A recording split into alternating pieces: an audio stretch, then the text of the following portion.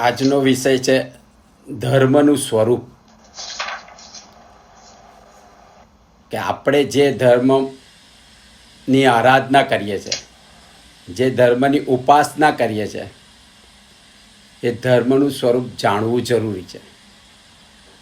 નહીં તો આપણે શું કરીએ છીએ આપણને ખબર નથી. એટલે આ ધર્મ બતાવનાર કોણ છે? તો કેવલી પન્નતો ધમ્મો શરણમ પવચ્ચામી. એટલે કેવળી ભગવંતોએ પ્રવર્તાવેલો એવો ધર્મ, એનું શરણ સાચું છે. તો સાચું કેમ છે એ જાણવા માટે પણ ધર્મનું સ્વરૂપ જાણવું જરૂરી છે. કે આ ભગવંતોએ બતાવેલો ધર્મ સાચો કેમ છે, કરવા જેવો કેમ છે. અશરણ આપણે આગળ જોયું હતું કે અશરણ ભાવનામાં કહે છે કે આ જીવ કે આ વિશ્વમાં 84 લાખ યોનિમાંથી અને 14 રાજલોકમાં ભમીને આવ્યો છે, પણ ક્યાંય આ જીવને સાચું શરણ નથી. એટલે કે એને સંયોગો મળ્યા, સંબંધો મળ્યા, કુટુંબ મળ્યું, ધન દોલત બધું જ મળ્યું અને સારા સંયોગો મળ્યા, તો પણ આ જીવને કોઈ આશરો આપી શકે એમ નથી. કે એટલે કે આ જીવને જ્યારે કોઈ બીમારી આવે ત્યારે ગમે તેટલું સારું કુટુંબ હોય કે ગમે તેટલું ધન હોય કે સત્તા હોય, એનું દુઃખ એ લઈ ના શકે. એવી જ રીતે વૃદ્ધાવસ્થા, મૃત્યુ સમયે આ કોઈ જ વસ્તુ કામ આવી ના શકે, કોઈ જ વસ્તુ સહારો જીવને આપી ના શકે, આશરો આપી ના શકે. એટલે જીવને જ્યાં સુધી અજ્ઞાન છે ત્યાં સુધી આ જીવ અનાથ છે. કારણ કે તેને જેનું શરણું લીધું છે એ અનિત્યનું શરણું લીધું છે. અને અનિત્ય વસ્તુ કોઈ દિવસ જે નિત્ય એવા આત્માને શરણું આપી શકે નહીં. અને આ અનિત્ય વસ્તુઓ જીવને સાતા આપી શકે નહીં. જીવને ભવસાગરથી પાર ઉતારી શકે નહીં. એટલે ધર્મ જ એવી વસ્તુ છે કે જીવને સાતા આપી શકે, જીવને સાચું શરણું આપી શકે, જીવને આ ભવસાગરથી પાર કરાવી શકે. અને એટલે જ આ ધર્મનું સ્વરૂપ સમજવું જરૂરી છે. અને ધર્મનું સ્વરૂપ સમજતા પહેલાં કે આ ધર્મ બતાવ્યો છે કોને, એ બતાવનાર પુરુષ કોણ છે, એ પુરુષને ઓળખવા પણ જરૂરી છે. કે પુરુષને જાણવા જરૂરી છે કે બતાવનાર કોણ છે. તો કે આ બતાવનાર પુરુષ એ કેવલી સંપન્ન છે, કેવલ્ય સંપન્ન છે. બતાવનાર પુરુષ કેવલ્ય સંપન્ન છે. એટલે એને સંપૂર્ણ જ્ઞાન છે, એને કેવળ જ્ઞાન પ્રાપ્ત કર્યું છે. એ જગતના સર્વ પદાર્થોને જાણે છે અને તેને સર્વજ્ઞતા સિદ્ધ કરી છે. તે વિતરાગી છે કે જેને પોતાના મોહનીય કર્મનો અંત કર્યો છે અને 4 ઘાતી કર્મનો ક્ષય કરી દીધો છે. જ્ઞાન, દર્શન, ચારિત્ર, જ્ઞાન, દર્શન, સુખ ને વીર્ય પ્રગટ કર્યા છે. એટલે આ પુરુષ એ સંપૂર્ણ વિતરાગી છે. અને આ વિતરાગી પુરુષ કેવો છે કે જે આપણને દ્રષ્ટિ આપે, કે આપણને માર્ગ બતાવે, કે આપણને પ્રેરણા આપી શકે. તો કે આ પુરુષ એવો છે કે જેને કોઈ અપેક્ષા નથી, એને આપણી પાસે કાંઈ જોતું નથી. એની નિષ્કારણ કરુણા જગતના સર્વ જીવો માટે વહે છે. એટલે એને આપણી પાસેથી કાંઈ જોતું નથી. એને જો કોઈ કામના હોય તો આ જગતનું હિત થાય તેની કામના છે, આ જગતનું કલ્યાણ થાય અને આ જગતના મંગળની કામના છે. એના સિવાય એને કશું જ છે નહીં.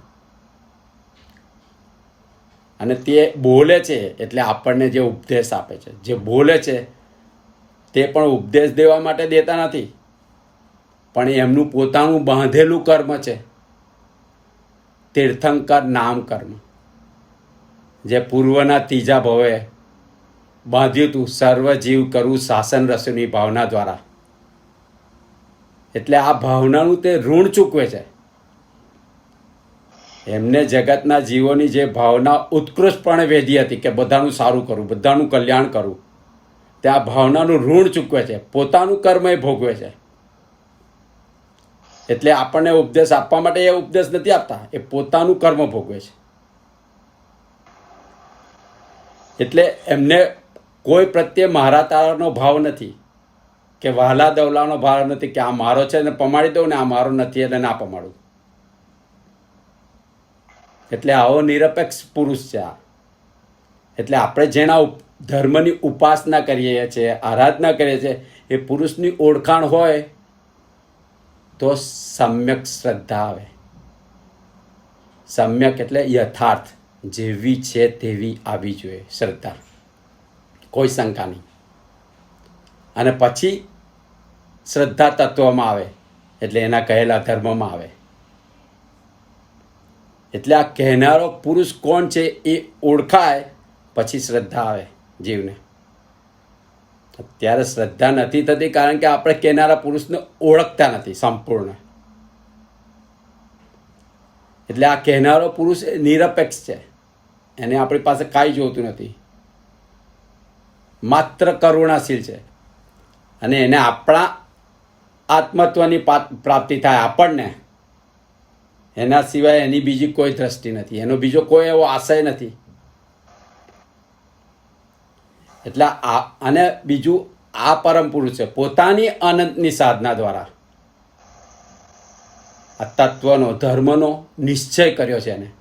એટલે ખાતરી કરી છે એને પોતાની સાધના દ્વારા.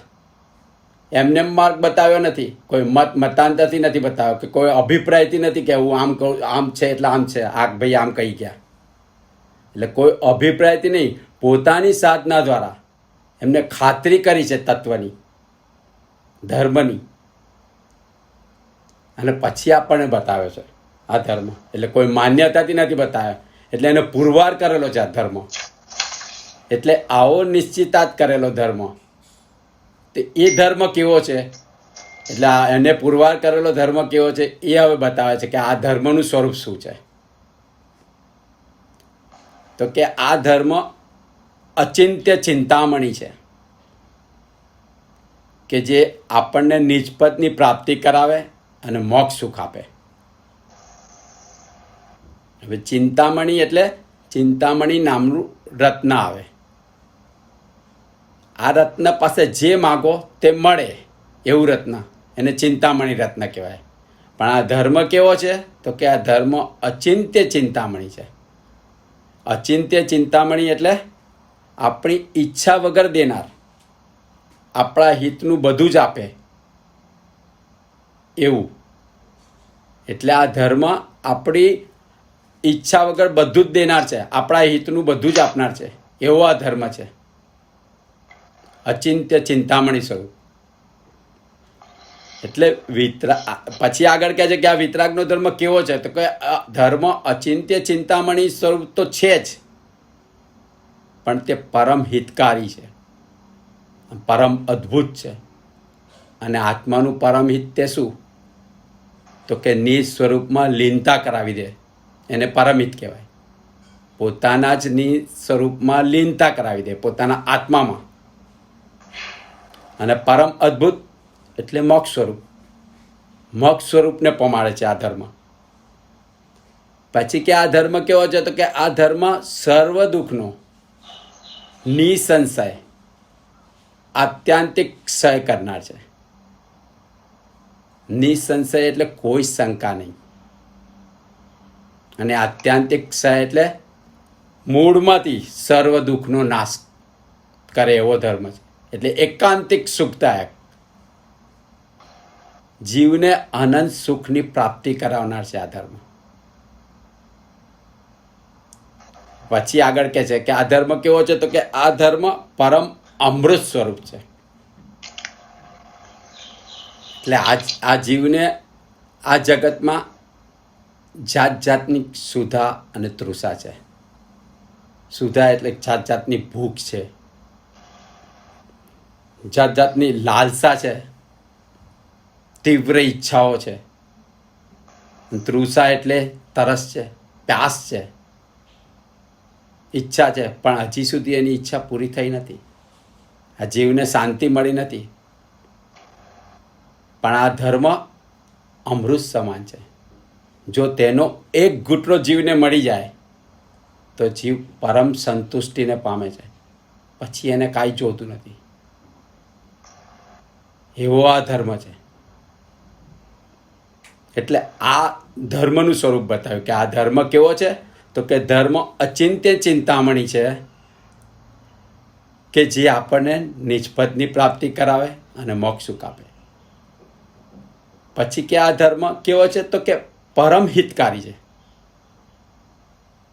એટલે આપણને નિજ સ્વરૂપમાં લીનતા કરાવનાર અને પરમ અદ્ભુત એટલે આપણને મોક્ષ સ્વરૂપ પમાડનાર છે, મોક્ષ પમાડનાર છે. પછી કહે છે કે આ ધર્મ કેવો છે, તો કે સર્વ દુઃખનો નિસંશય આત્યંતિક ક્ષય કરનાર છે. એટલે અનંત સુખની પ્રાપ્તિ કરાવનાર છે. અને આ ધર્મ એ પરમ અમૃત સ્વરૂપ છે કે જેનો એક ઘૂંટડો જીવને મળે તો જીવ પરમ સંતુષ્ટિને પામે. પછી એને કાંઈ જોતું નથી. એવો આ ધર્મ છે. એટલે આ થયું ધર્મનું સ્વરૂપ. એટલે જીવે આવા ધર્મમાં પ્રવેશતા પહેલાં ધર્મ કહેનાર પુરુષ કોણ છે એને ઓળખીને તેમની શ્રદ્ધા કરવી. એટલે કે વિતરાગી સત્પુરુષ કોણ છે, વિતરાગી સત્પુરુષની ઓળખાણ કરવી અને પછી તેમના કહેલા માર્ગની શ્રદ્ધા કરવી. એટલે જ શાસ્ત્રમાં કહ્યું છે કે સત્પુરુષની કૃપા એ જ સમ્યક દર્શન છે. એટલે જો સત્પુરુષની આપણા પર મહેરબાની થાય, કૃપા થાય તો આપણને સમ્યક દર્શન પ્રાપ્ત થઈ જાય. પણ સત્પુરુષને આજીવે ઓળખ્યા નથી અને તેથી જીવને તેનો આશ્રય થતો નથી. આશ્રય એટલે ભરોસો થતો નથી, વિશ્વાસ થતો નથી. આશ્રય એટલે કોઈ શંકા નહીં. એવો વિશ્વાસ ને ભરોસો થતો નથી આ જીવને. બાકી શાસ્ત્રમાં કહે છે કે સત્પુરુષના આશ્રયપૂર્વક જેનો દેહ છૂટે એ થોડાક જ ભાવમાં સ્વસ્વભાવને પામે. એટલે આવી શ્રદ્ધાપૂર્વક, એકદમ અટલ શ્રદ્ધાપૂર્વક, કોઈ શંકા રહિત આવા પુરુષના આશ્રય જીવ જાય તો થોડાક જ ભાવમાં મોક્ષને પામે, આત્માને પામે. અને કહે છે કે અજ્ઞાની જીવ પણ, એમાં જ્ઞાનની જરૂર નથી, અજ્ઞાની જીવ પણ આવા સત્પુરુષના આશ્રય થકી કે સ્વસ્વભાવને પામી શકે છે. એટલે આપણે જે જ્ઞાનની વાત કરીએ કે જ્ઞાન વાંચવું એ વાંચવું નહીં, જેટલું જરૂરી છે એટલું જ. પણ તમે સત્પુરુષને ઓળખો પહેલાં અને સત્પુરુષની શ્રદ્ધા કરો તો અજ્ઞાની જીવ પણ પામી શકે. એટલે ધર્મ આપણે જાણીએ છીએ એટલું તો અઘરો નથી. સમજવામાં અઘરો છે, કરવામાં અઘરો નથી. કરવું નથી, સમજવું નથી, પછી કરે કેવી રીતે? એટલે આવા કૈવલ્ય સંપન્ન અનંત ચતુષ્ટય સ્થિત ભગવાન, અનંત ચતુષ્ટય એટલે જેને અનંત જ્ઞાન છે, અનંત દર્શન છે, અનંત સુખ છે અને અનંત વીર્ય અને પ્રગટ કરેલા છે એવા ભગવાનનો અને તેમના જૈવન ધર્મનો આશ્રય સદાય કર્તવ્ય છે. એટલે જે જીવને ધર્મમાં આગળ વધવું છે, મોક્ષના રસ્તે આગળ વધવું છે, આત્માને પામવો છે, એવા જીવોએ આવા ભગવાનનો અને તેમના જૈવન ધર્મનો સદાય આશ્રય કરવો એ જીવનું કર્તવ્ય છે, જો પામવું હોય તો. એટલે આવા ધર્મમાં પ્રવેશ કરતા પહેલાં જીવે પુરુષ પ્રતીતિ અને વચન પ્રતીતિ બંને કરવા જોઈએ. પુરુષ પ્રતીતિ એટલે કહેનાર પુરુષ કોણ છે, એની ઓળખાણ, એની શ્રદ્ધા, એની સમજણ, એનું અનુભવ, એ પુરુષ પ્રતીતિ કહેવાય. અને વચન પ્રતીતિ એટલે એને કહેલી જે તત્વ છે એની પણ શ્રદ્ધા થવી જોઈએ, એટલે એની પણ સાચી સમજણ થવી જોઈએ. અને જ્યારે આ પુરુષ પ્રતીતિ અને વચન પ્રતીતિ બંને અભેદપણે જીવમાં વર્તે, અભેદપણે એટલે કોઈ શંકા નહીં, ત્યારે જીવમાં સમકિતની ધારા વહે. એટલે જીવને આ પુરુષ પ્રતીતિ અને વચન પ્રતીતિ જો અભેદપણે વર્તે તો જીવને સમકિતની ધારા વહે. એટલે જીવને સમ્યક દર્શન પ્રગટ થાય, સમકિત પ્રગટ થાય. અને પછી જીવ આવી શ્રદ્ધામાંથી કોઈ કાળે ચલિત ન થાય. એટલે ધર્મમાં પ્રવેશ કરતા પહેલાં પુરુષ પ્રતીતિ અને વચન પ્રતીતિ થવી જરૂરી છે. અને એકવાર જીવને સંકેત થાય, આત્મજ્ઞાન થાય, પછીનો માર્ગ તો સ્થિરતાનો છે. પછી જીવ મન વચન કાયાની સ્થિરતામાં વર્તે છે.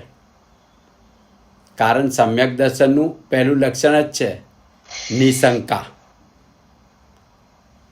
બધી જ શંકા જીવની જતી રહે, કોઈ શંકા રહિત જીવ થઈ જાય. એટલે એને કોઈ ભય સતાવે નહીં.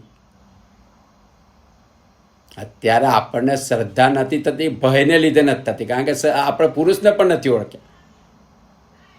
એટલે એકવાર સંકેત થાય પછી જીવને કોઈ ભય રહે નહીં. નિશંકા એ પહેલું લક્ષણ છે. નિશંકા એટલે બધી જ ટાઈપના ભયનો નાશ થઈ જાય. જીવને 7 પ્રકારના ભય છે. ઈલોક ભય, પરલોક ભય, અકસ્માત ભય, આદાન ભય, પ્રતિષ્ઠાનો ભય, મૃત્યુનો ભય, રોગનો ભય. એટલે જીવને આ ભય જતા રહે તો પછી જીવ મન વચન કાયાની સ્થિરતામાં વર્તે. અને પછી સમ્યક દર્શનથી જીવનું જ્ઞાન સમ્યક થઈ જાય. જે જ્ઞાન જીવને છે અત્યારે એ સમ્યક જ્ઞાન નથી. અત્યારનું જ્ઞાન એને અજ્ઞાન ગણાય, જે સંસારનું જ્ઞાન. સંસારનું જ્ઞાન કે પુસ્તકોનું જ્ઞાન એ બધું અજ્ઞાનમાં ગણાય. પણ જીવને જ્યારે સંકિત થાય, સમ્યક દર્શન થાય, તો જે જ્ઞાન છે એ જ જ્ઞાન જ સમ્યક થઈ જાય અને સાચું જ્ઞાન સમજાય. એટલે કે મોક્ષ માર્ગમાં આગળ વધનારા જીવો છે 2 પ્રકારના હોય.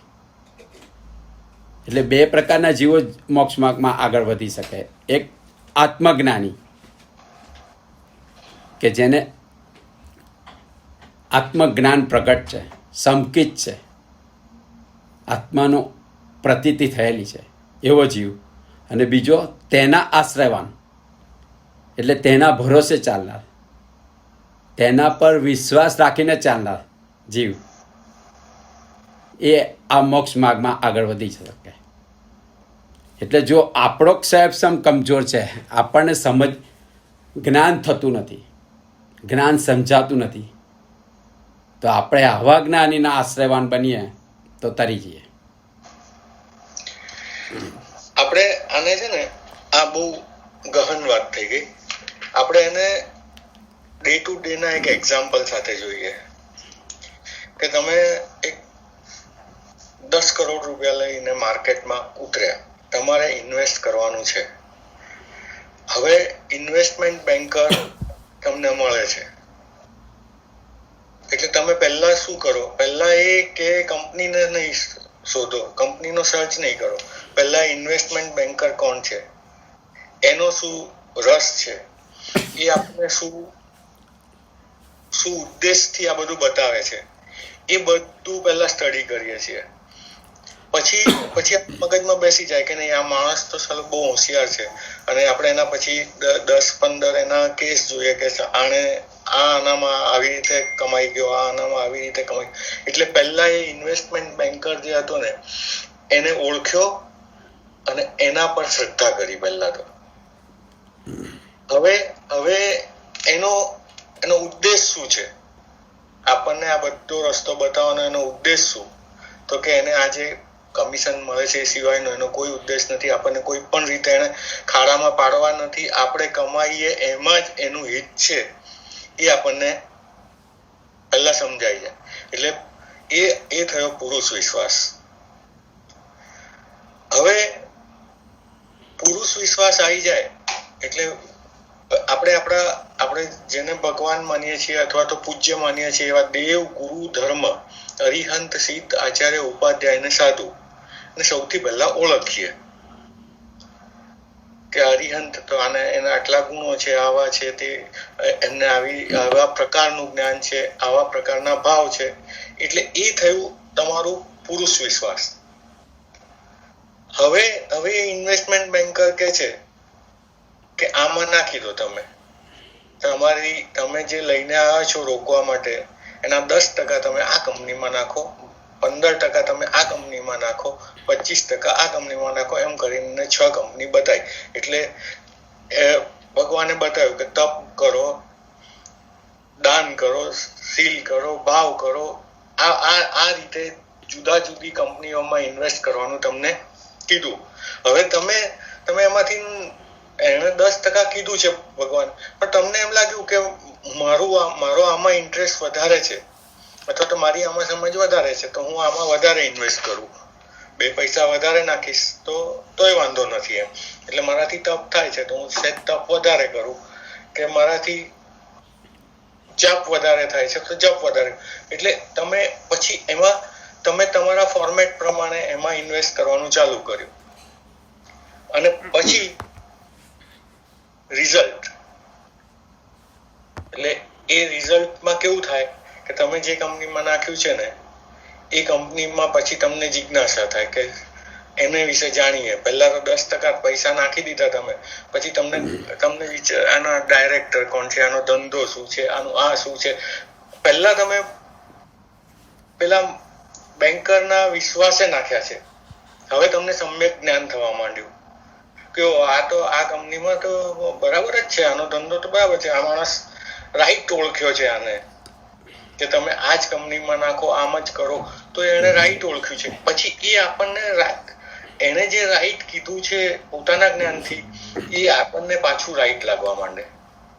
ધેટ ઇઝ સમ્યક દર્શન. અને પછી એ સમ્યક દર્શન જ્યારે આવી જાય પછી તમારું વેઇટેજ તમારી રીતે નક્કી થતું જાય. એટલે આજે ભારી શબ્દોમાં આપણે જે વાત કરી એ આ છે કે પહેલા તમારે તમારા ઇન્વેસ્ટમેન્ટ બેન્કરને ઓળખવાનો, પછી એ કે પ્રમાણે વર્તવાનું, અને વર્તતા તમે જેમાં ઇન્વેસ્ટ કરતા જાઓ એને તમે પછી ઓળખવાની કોશિશ કરશો. એટલે તમારું જ્ઞાન વધતું જ જશે અને પછી તમારું રિયલાઇઝેશન થશે, એટલે સમ્યક દર્શન થઈ જશે. આ સિમ્પલ એનું એક્ઝામ્પલ છે. બરાબર નયનભાઈ? બરાબર. એટલે આવા જ્ઞાની પુરુષના આશ્રય જીવ જાય.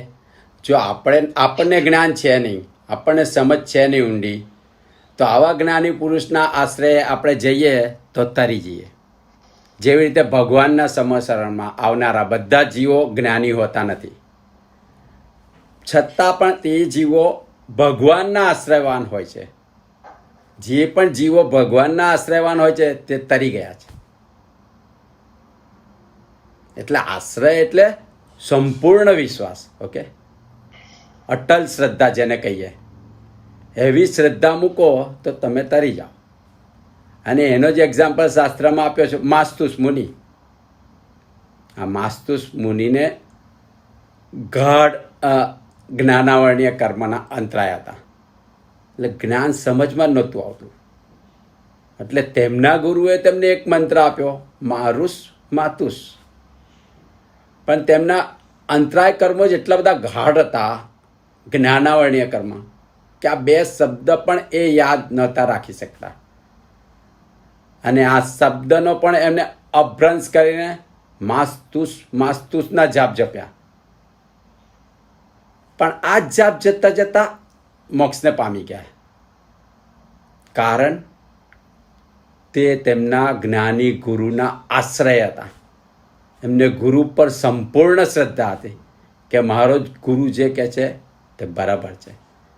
એટલે મંત્ર અભ્રંશ થયો છતાં પણ ભાવ અંદર ઉતરી ગયો. એ મંત્ર જ્યારે ગુરુએ કહ્યો છે એનો ભાવ ભાષણ અંદર ઉતરી ગયું. એને મારુષ માતુષ એટલે મારુષનો મિનિંગ ને માતુષનો મિનિંગ શું છે કે દાળ ને છિલકો, કે દાળ ને એનું છોડું જેમ અલગ છે એવો જ આત્મા અને શરીર અલગ છે. એટલે આ ભાવ ભાષણ એને અંદર થઈ ગયું હતું. પછી એ શબ્દનો કોઈ મિનિંગ ના રહ્યો. અને આ ભાવ ભાષણ થકી જ અને ગુરુના આશ્રય હતા કે મારો ગુરુ ખોટું ન કહે. આવા ગુરુના આશ્રયે એ જીવ તરી ગયો. એટલે કહે છે કે જીવમાં બીજું કોઈ સામર્થ્ય નથી. એવા અભૂત અને અશક્ત જીવો પણ, અશક્ત મનુષ્યો પણ આવા આશ્રયના બળથી કે આ પરમ સુખ એવા અદ્ભુત ફળને પામ્યા છે, પામે છે ને પામશે. એટલે મોક્ષને પામશે. કે અભૂત એટલે કે જે જીવમાં સમજ નથી પણ ભાવ ઘણો છે, ભક્તિ ઘણી છે, તો એ જીવ તરી જાય.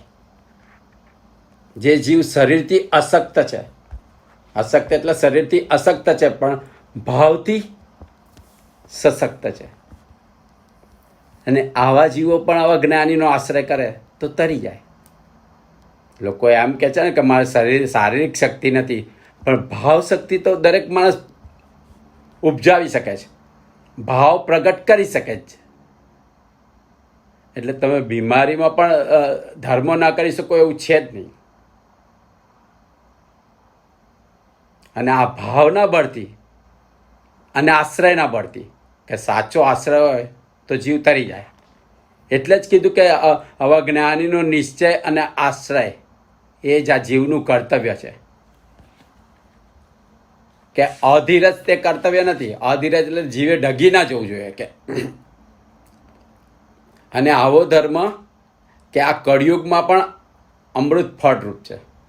એટલે આ કળિયુગ છે, અત્યારે પંચમારો છે, આપણે કહીએ છીએ કે ધર્મ ના થાય, આ ના થાય, પણ આવો ધર્મ કરવાથી આ કળિયુગમાં પણ અમૃત સમાન ફળ આપી શકે છે આ ધર્મ. કે આ જ મનુષ્ય ભવમાં પણ જીવ તરી શકે છે અત્યારે આ પંચમારામાં. પણ તેને આવા જ્ઞાનીનો આશ્રય અને નિશ્ચય કરવો પડે. કારણ કે આશ્રય અને નિશ્ચય એક કર્તવ્યરૂપ ધર્મ છે, જેના થકી અનંત જીવો પામ્યા છે, પામે છે અને પામશે. કે એટલે જીવે કે અધીરજ કરવા જેવી નથી. અધીરજ એટલે ડગી નહીં જવું. જ્ઞાનીએ કહે છે કે અધીરજથી ખેત કર્તવ્ય નથી. અધીરજ એટલે જીવ ડગી જાય ધર્મથી અને ધર્મના સાધનો છોડી દે. પણ આ અધીરજ તેને લીધે થાય. જીવને આશ્રયનું બળ કમજોર હોય. એટલે આશ્રય કમજોર હોય, વિશ્વાસ કમજોર હોય, ભરોસો કમજોર હોય, તો આશ્રયનું બળ પ્રગટ કેવી રીતે થાય? તો કે આશ્રયના બળ માટે આત્માની શ્રદ્ધા જરૂરી છે. એટલે જીવે આત્માની શ્રદ્ધા જરૂરી છે પહેલા, તો જ આ આશ્રયનું બળ વધારે મજબૂત થાય. આત્માને પામવાનો છે ને. એટલે જીવને જ્યારે દુઃખના પ્રસંગો આવે, શારીરિક દુઃખ આવે, રોગ આવે, સંસારમાં વિપરીતતા આવે, પ્રતિકૂળતા આવે, ત્યારે જીવને આવી અધીરજ થાય. અધીરજ જાય એટલે જીવ આવા આશ્રયથી ડગી જાય. જો જેનો આશ્રય મજબૂત ન હોય એ ધર્મના સાધનો છોડી દે અને આકુરતા વ્યાકુરતા થાય, નવા કર્મો બંધ કરે જીવ. તો કે તે સમયે જીવે શું કર્યું? કે તે સમયે જીવે જો પોતાનો ઉપયોગને નિર્બળ બનાવે, એટલે આત્મવિચારને પ્રગટ કરે, આત્મા ઉપર વિચાર કરે, આત્માની નજીક જાય, તો આત્મબળ પ્રગટે. અને આ આત્મબળથી આશ્રય બળ વધે. એટલે જ્યારે આત્મબળ પ્રગટે ને ત્યારે બહારના દુઃખ હોય ને તે મંદ પડી જાય. બહારના કસાયો હોય મન પડી જાય, હોય ખરું પણ મન પડી જાય. તમે જ્યારે આત્મા તરફ તમારો ઉપયોગ જાય, જીવનો ઉપયોગ એ જ સાધના કીધી છે. ઉપયોગ એ જ સાધના એટલે જીવે વિચાર દશા પ્રગટાણી છે, જાગૃત દશા. આપણે વિચાર તો આપણે ચાલતું જ હોય છે 24 કલાક, પણ આપણા વિચાર એ વિચાર નથી, એ અવિચાર ગણાય છે. કારણ કે સંસારલક્ષી છે, પરલક્ષી છે. જ્યારે વિચાર સ્વલક્ષી થાય, આત્મલક્ષી થાય, એને જ વિચાર કહેવાય, એને જ જાગૃત દશા કહેવાય. એટલે જ્યારે જીવનો ઉપયોગ આત્મા તરફ જાય તો બહારના જે દર્દ હોય, બહારના જે વિકટ પરિસ્થિતિ હોય, મન થતી જાય. એટલે જીવે પોતાના ઉપયોગને સ્વરૂપ પર લઈ જવાનો છે, આત્મા ઉપર લઈ જાઓ. એટલે જીવનો ઉપયોગ જેમ જેમ આત્મા તરફ જતો થાય એમ બહારનો ઉપભોગ ઓછો થાય. એટલે બહારના જે કસાયો છે મન પડી જાય, રાગ દ્વેષ થાય નહીં, જો ઉપયોગ આત્મામાં હોય તો. એટલે ઉપયોગની મહત્તા વધે તો પરમાત્માની દ્રષ્ટિ થાય. આ જીવ પોતાનો ઉપયોગ, પોતાનો વિચાર આત્મા તરફ કરતો નથી, કારણ કે આ ઉપયોગ એ આત્માનું લક્ષણ છે. આપણે આગળ જોયું હતું સ્વાધ્યાયમાં, ઉપયોગ એ આત્માનું લક્ષણ છે. અને આ જીવ એક સમય પણ ઉપયોગ વગર નથી. તમે ઊંઘમાં હોય તો એનો ઉપયોગ ચાલુ જ છે, કાપરમાં છે, કાસવામાં છે, પણ સ્વમાં લઈ જવો પડે. બાકી તો આ મન આપણું એવું ચંચળ છે કે આપણા ઉપયોગને બહાર ખેંચી લે છે. બાકી આ ઉપયોગ આત્માનું જ લક્ષણ છે. એટલે આ ઉપયોગને ઉપયોગમાં સમાવવાનો છે. અંદર ઉપયોગની ઉપયોગમાં એકતા કરવાની. પોતાના આત્મ સ્વરૂપમાં સમાઈ જાય તો જીવને બહારના પ્રોબ્લેમ મન થતા લાગે, અને આનાથી આત્મબળ પ્રગટ થાય, અને આત્મબળથી આશ્રયનું બળ પ્રગટ થાય. એટલે કહે છે કે અધીરજ કરવા જેવી નથી. અધીરજ એટલે ડગી નહીં જવું, પણ આત્માનું બળ વધારવું જીવે. એટલે આ મોક્ષ માર્ગની સાધનામાં છે ને 2 પ્રકારના જીવ હોય છે. એક આપણે જોયું જ્ઞાની જીવ, કે જે આત્મજ્ઞાની છે, જેને જ્ઞાન પ્રગટ છે, સમ્યક દર્શન છે. એવા જીવો આવો કર્મનો ઉદય આવે એટલે આ દેહાદિ દુઃખના પ્રસંગ આવે, રોગ આવે, ત્યારે એ કર્મના ઉદયને સમજે કે આ ઉદય તો આપણા જ કરેલા કર્મો આવે છે, આપણે જ ભોગવવાના છે. અને પોતાના આત્મ સ્વભાવની સ્થિરતાને પ્રાપ્ત કરે. એ આ ઉદયની સાથે જોડાય નહીં, કર્મના ઉદય સાથે, કે આ ક્યાંથી આવ્યું, ક્યાં જાય, શું થાય આનું. એ એવી રીતે જોડાય નહીં. પોતાના જ કર્મ છે, પોતે ભોગવે અને સ્થિરતા પામે. ઉદયની સાથે જોડાય નહીં, નવા કર્મો બાંધે નહીં, આર્ત ધ્યાન કરે નહીં, અને આત્મામાં સ્થિર રહે. જ્યારે અજ્ઞાની જીવ, કે જેને જ્ઞાનની સમજ નથી, જ્ઞાન ચડતું નથી, સમજાતું નથી, એટલે જીવની જે જ્ઞાન અવસ્થા ન હોય તો તેવા જીવોએ શું કરવું? આવા સમયે તેવા જીવે કરવું શું? જ્યારે દુઃખના પ્રસંગ આવે, વિકટ પરિસ્થિતિઓ ઊભી થાય, તો કે તેના માટે જ્ઞાનીઓએ આ જીવને આલંબન આપ્યા છે. આલંબન એટલે સાધનો, સહાયરૂપ, મદદરૂપ સાધનો આપ્યા છે, કે જેના થકી જીવ સ્થિરતા પામી શકે, અકસાયતા લાવી શકે અને શાંતિ પામી શકે. એટલે જ આના માટે શાસ્ત્રમાં કહ્યું છે કે આત્મ સ્વભાવ અગમ્ય તે અવલંબન આધાર. એટલે આત્માનો સ્વભાવ અગમ્ય છે. અગમ્ય એટલે ગમ ના પડે એવો, સમજાય નહીં એવો. કારણ કે આત્મા અરૂપી છે, દેખાતો નથી, તો એને સમજવો કેવી રીતે? તો કે અવલંબન આધાર, એટલે કે અવલંબનથી સમજાય. અને તેના માટેનું અવલંબન શાસ્ત્રમાં બતાવ્યું છે, જીનપદથી તે દર્શાવ્યો છે. જીનપદ એટલે જીનેશ્વર ભગવાન. જીનેશ્વર ભગવાનનું અવલંબન શ્રેષ્ઠ અવલંબન ગણાય છે. કારણ કે આ ભગવાને પોતે શુદ્ધ આત્મ સ્વરૂપ પ્રગટ કર્યું છે. આપણી સામે છે તે શુદ્ધ આત્મ સ્વરૂપે છે.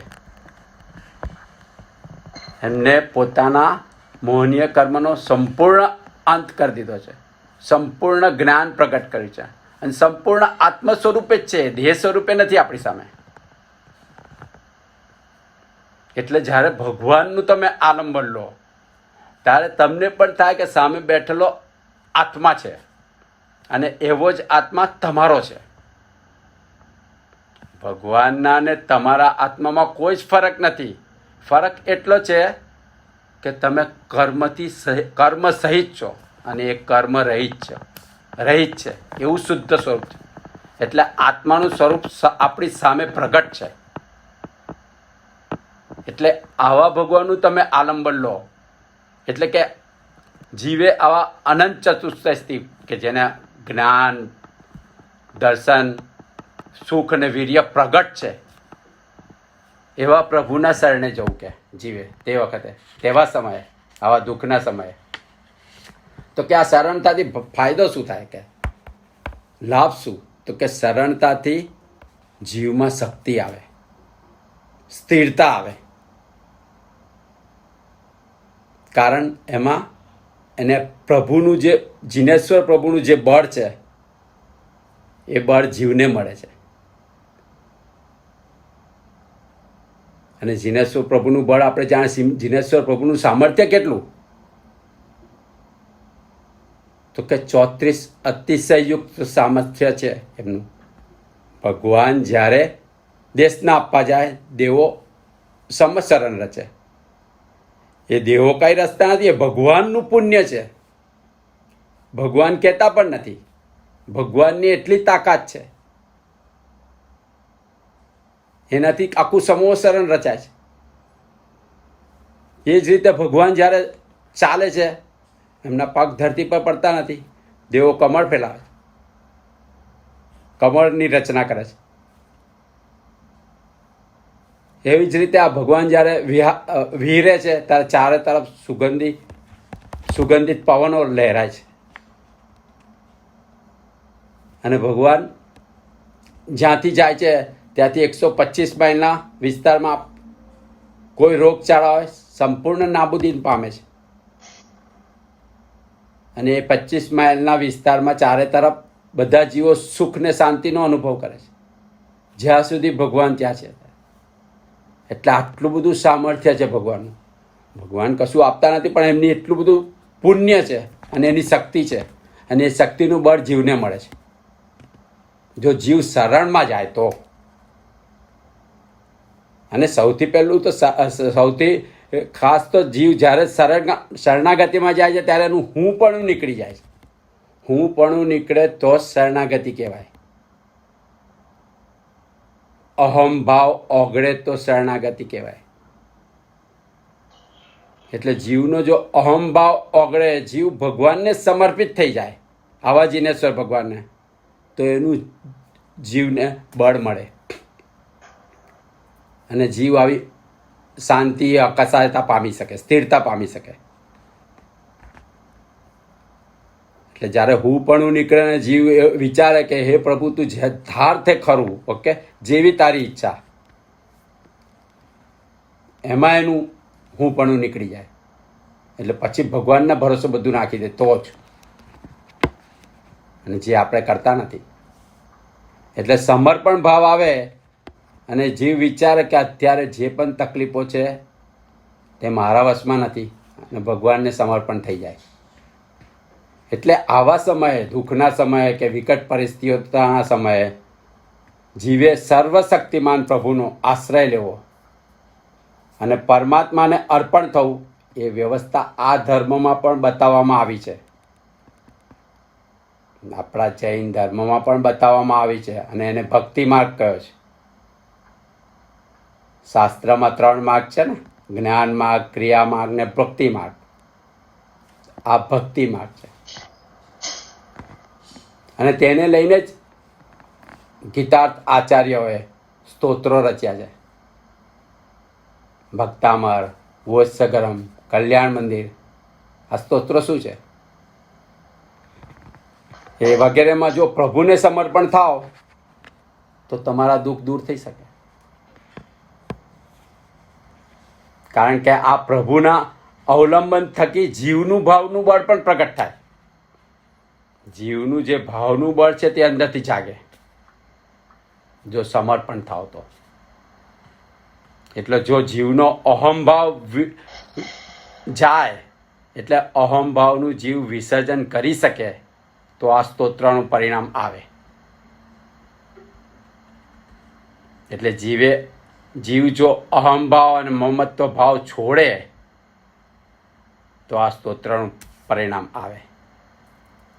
અત્યારે આમ કહીએ છીએ કે આ સ્તોત્ર આપણે આટલું બધું બોલીએ છીએ અને કાંઈ પરિણામ નથી આવતું, કારણ કે આપણો અહમભાવ જતો નથી, આપણને સમર્પણ ભાવ આવતો નથી. બાકી આ સ્તોત્ર તો પહેલા એ જ હતા ને અત્યારે એ જ છે. અને ભગવાનને સમર્પિત થાવ તો આ સ્તોત્રનું પરિણામ ચોક્કસ આવે અત્યારના કાળમાં પણ. અને જીવ જ્યારે અહમભાવ અને મમત્વ ભાવ છોડે ત્યારે જીવ પોતાને દુઃખી માનતો બંધ થઈ જાય છે. કારણ કે અહમ અને મમત્વ કોની સાથે જોડાયેલા છે? તો કે આપણા દેહ સાથે. જ્યારે અહમભાવ અને મમત્વ ભાવ જાય તો જીવનો દેહાધ્યાસ જતો રહે, દેહનું ઇમ્પોર્ટન્સ જ જતું રહે. એટલે જીવ પોતાને દુઃખી માનતો જ બંધ થઈ જાય.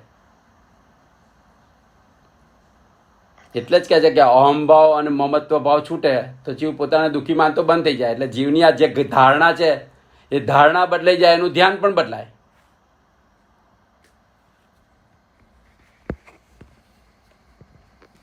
એટલે એની દ્રષ્ટિ પણ બદલાઈ જાય ને. જે દ્રષ્ટિ અત્યાર સુધી દેહ પર હતી એ દ્રષ્ટિ ખસીને આત્મા પર જાય તો જીવ સુખી થઈ જાય. એટલે દ્રષ્ટિ દેહથી ખસે તો જીવ સુખી થાય. અને આ જ આશ્રય ભક્તિ માર્ગ છે. આશ્રય ભક્તિ માર્ગ બીજું કશું નથી. દેહ પરથી દેહાધ્યાસ છૂટી જાય, હું પણ જાય, અહમ મમત્વ ભાવ જાય, એટલે દેહાધ્યાસ છૂટી જાય. તમે ભગવાનને શરણે જતા રહો, તમારું આત્માનું બળ પ્રગટ થાય. ભગવાનના સામર્થ્યથી તમારું આત્માનું બળ પ્રગટ થાય. એટલે આ જ આશ્રય ભક્તિ માર્ગ છે. અને પહેલા આશ્રય ભક્તિમાં આશ્રયમાં જવાનું, અને પછી જ્યારે પોતાનો પુરુષત્વ જાગે ત્યાર પછી નિશ્ચય માર્ગમાં આવે, એટલે પછી ધર્મ તત્વોના માર્ગમાં આવે. ત્યાં સુધી જ્યાં સુધી જીવને જ્ઞાન નથી, એવા અજ્ઞાની જીવોને આટલા બધા દુઃખના પ્રસંગો આવે તો ધર્મને છોડી દેવો જેવો નથી, પણ તમારે ભગવાનના આશ્રય જવાનું છે. જીનેશ્વર ભગવાનના અહમ મમત્વ ભાવને ભૂલીને તેમના શરણમાં જતા રહો કે પ્રભુ તું જે ધાર તે ખરું. પણ એ ભાવ સંપૂર્ણ આવવો જોઈએ. અહમ અને મમત્વ સંપૂર્ણ છૂટવું જોઈએ. તો તમારું આત્માનું બળ પ્રગટેને જે બહારના પ્રોબ્લેમ હોય શાંત થઈ જાય. અને આશ્રયથી તમે સમ્યક દર્શન પામી શકો. અને પછી જ્યારે પોતાનો પુરુષાર્થ થાય ત્યારે જીવ નિશ્ચય માર્ગમાં આવે. એટલે જીવે પહેલાં અવલંબનનો આધાર લેવાનો, અને પછી ધીરે ધીરે ધીરે ધીરે નિરાલંબન પણ આવે. જેમ દશા જીવની વધતી જાય તો એ જીવ મોક્ષ માર્ગમાં આગળ વધી શકે. એટલે અત્યારના કે આ કાળમાં કોઈ તીર્થંકર છે નહીં. તીર્થંકરનો વિયોગ છે, પ્રત્યક્ષ નથી. તો પછી કોને સદગુરુ માનવા? તો કે ત્યારે જીવે સંયમ ધર્મે સ્થિત, એટલે જેને સંયમ ધારણ કરેલો છે તેવા ઉપદેશક સ્થાને વર્તા એવા વીરતી ધારક મુનિને સદગુરુ માનવા. એટલે સંયમ ધર્મે એટલે જેને સંયમ લીધેલો છે. ઓકે. બીજું ઉપદેશક સ્થાને વર્તા, એટલે ઉપદેશક સ્થાન શાસ્ત્રમાં બે જ બતાવ્યા છે. એક 6ઠ્ઠું ગુણસ્થાનક અને એક 13મા ગુણસ્થાનક વર્તતા મુનિ. એટલે 6ઠ્ઠું ગુણસ્થાનક એટલે જે સર્વવીરતી ધારક સાધુ છે, જે મુનિ છે, એટલે સર્વવીરતી ધારક સાધુ તે ઉપદેશ આપી શકે, અને બીજા 13મા ગુણ સ્થાનક એટલે કેવડી ભગવાન, કે જેને કેવળ જ્ઞાન પ્રાપ્ત છે. એટલે એવા વીરતી ધારક મુનિને સદગુરુ માનવા, અને તેનો નિશ્ચય અને આશ્રય લેવો જીવે.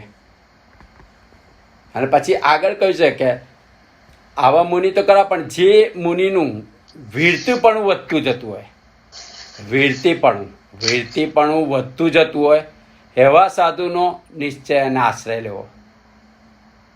હવે આ વીરતીપણું એટલે વીરતી એટલે આપણને ખબર છે કે આપણે આશ્રવ ભાવનામાં જોયું હતું કે વીરતી 12 પ્રકારની છે. 5 ઇન્દ્રિય અને 6 માનથી થતા પાપોથી વિરામ થવું એ 6 વીરતી, અને બીજી 6 વીરતી એ છક્કાયના જીવોની હિંસાથી બચવું. એટલે પૃથ્વીકાય, અપકાય, તેવકાય, વાયુકાય, વનસ્પતિકાય અને ત્રસકાય જીવોની હિંસાથી બચવું. એટલે આ 12 પ્રકારની વીરતી. એટલે આ 6 પ્રકારની વીરતી એ શ્રાવક કહેવાય, જેને આપણે દેશવીરતી કહીએ છીએ. દેશવીરતી ધર્મ 5મું ગુણસ્થાનક, અને 6થું ગુણસ્થાનક સર્વવીરતી. એટલે આ 6 પ્રકારના પાપોથી જે સંપૂર્ણ વિરામ પામેલા છે એને સર્વવીરતી ધારક સાધુ કહેવાય. પણ અહીંયા કીધું છે કે વીરતીપણું જેનું વધતું જતું હોય. હવે વીરતીપણું એ આંતરદશા છે, બહાર દેખાય નહીં કે આ સાધુ કેટલો ધર્મ પાળે છે, કે આ શ્રાવક કેટલો ધર્મ પાળે છે. વીરતીપણું આંતરદશા છે. વીરતીથી વિતરાગ થવાય. એટલે કે વીરતીપણું એટલે ઇન્દ્રનું વૈભવ સામે હોય ને તો એ જીવનું ચિત્ત ચલિત ન થાય, પર વસ્તુમાં જાય જ નહીં, એને વીરતીપણું કહેવાય. પર પદાર્થમાં જાય જ નહીં. અને વૈરાગ્ય એ બાહ્યપણું છે, કે દેખાય કે સામાન્ય વસ્તુઓનો ત્યાગ, ઘર કપડાં બધું છોડી દીધું, માથું મુંડાઈ દીધું, એ વૈરાગ્ય કહેવાય. પણ આ વીરતીપણું આંતરદશા છે. તો કે આ વીરતીપણાને સમજવું કેવી રીતે કે તો શાસ્ત્રમાં કીધું છે કે જ્ઞાનનું ફળ વીરતી છે.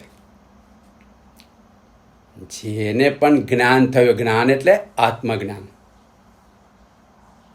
સંકેત, એ જ્ઞાનનું ફળ વીરતી છે. એટલે જ્ઞાન થાય તો જીવ પરથી પાછો પડે, વિભાવ અને વિભાવ ભાવના પરિણામોમાં જોડાય નહીં, ત્યાંથી દૂર થાય.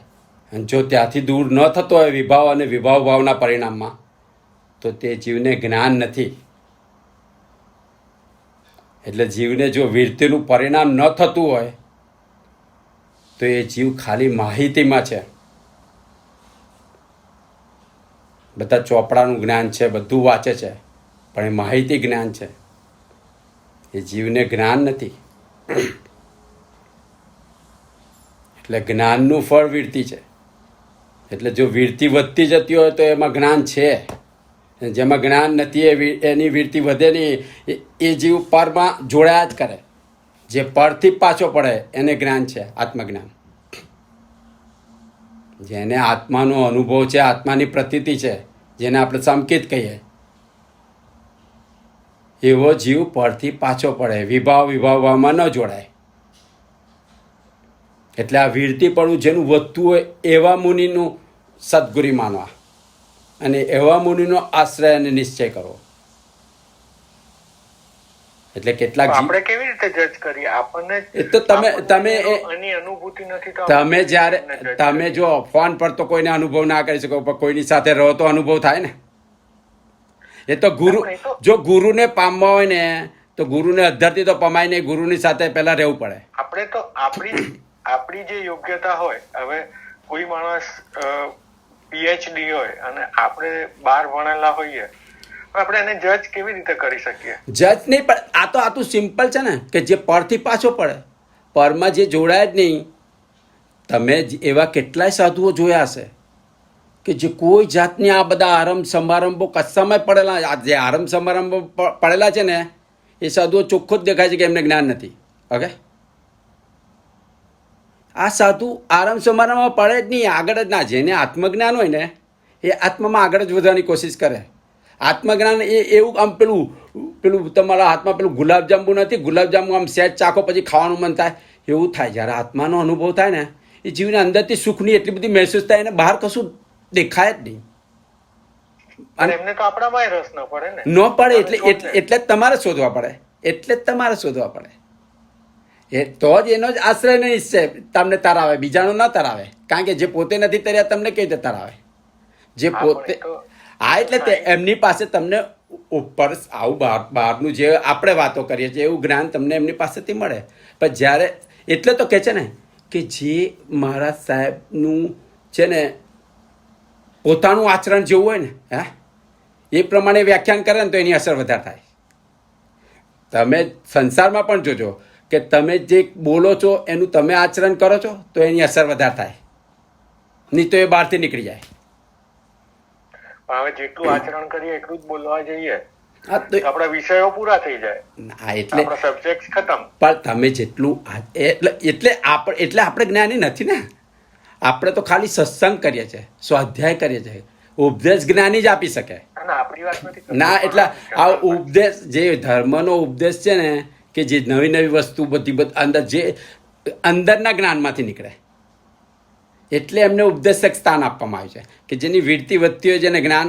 ઉપદેશ આપણે આપીએ છીએ તો ઉપદેશ નથી. આટલા બધા લેક્ચરો આપે છે એ ઉપદેશ નથી.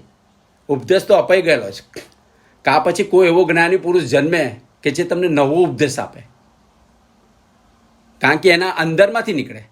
આ જે શ્રીમદજી જેવા જેને અંદરમાંથી નીકળતું હતું જ્ઞાન, એમને બુકો વાંચવી નહોતી પડતી. એ જમાનામાં બુકો આટલી ક્યાં મળતી હતી?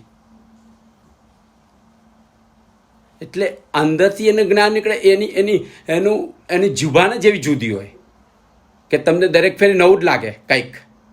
જ્યારે આપણે તો આ બધું રટન કરેલું રડાયેલું બધું વાંચીએ અને એ કહીએ અને પાછું આચરણ પણ ના હોય. એટલે તમારું આચરણ જેટલું શુદ્ધ હોય ને એટલું બીજામાં ઉતરે. 100%. હા, એટલે આવા જ્ઞાની પુરુષને ઓળખવાની આ એક ટેસ્ટ છે કે જ્ઞાનનું ફળ વીરતી. અત્યારે ભલે આપણે આ બધા સાધુ, આ બધા દ્રવ્ય સાધુઓ છે, ખોટું નથી. એ માર્ગ પર જતા જતા ભાવ સાધુ બની શકે, ભાવમુનિ. અત્યારે આ દ્રવ્ય સાધુ છે, દ્રવ્ય મુનિ. આવી દીક્ષા આપણે અનંતો વાર લઈ ચૂક્યા છે, આપણે પણ લઈ ચૂક્યા છે. તકલીફ તો ત્યાં છે, પણ ભાવમુનિ નથી થયા ને. ભાવમુનિ થાય એ તરી જાય.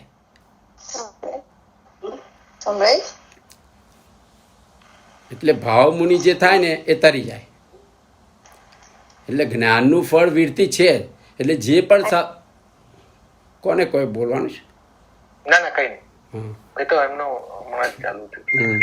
અને પછી જેને જો અજ્ઞાન દશા વર્તી હોય ને, જેને અજ્ઞાન દશા વર્તી હોય અને પાછો ભ્રમથી જ્ઞાન માની લીધું હોય કે મને જ્ઞાન થયું છે, એવા જીવો જ્યારે દુઃખનો પ્રસંગ આવે ને, દુઃખની પ્રાપ્તિના પ્રસંગો, તે વખતે છે ને એ છે ને દેહની સાતાને જ ભજવાની ઈચ્છા કરે કે આવે ક્યારે આ રોગ જાય, ક્યારે આ રોગ મટે, કઈ દવા ખાવું, કયા ડૉક્ટર પાસે જાઉં. અને તેમાં જ એ વર્ત્યા કરે.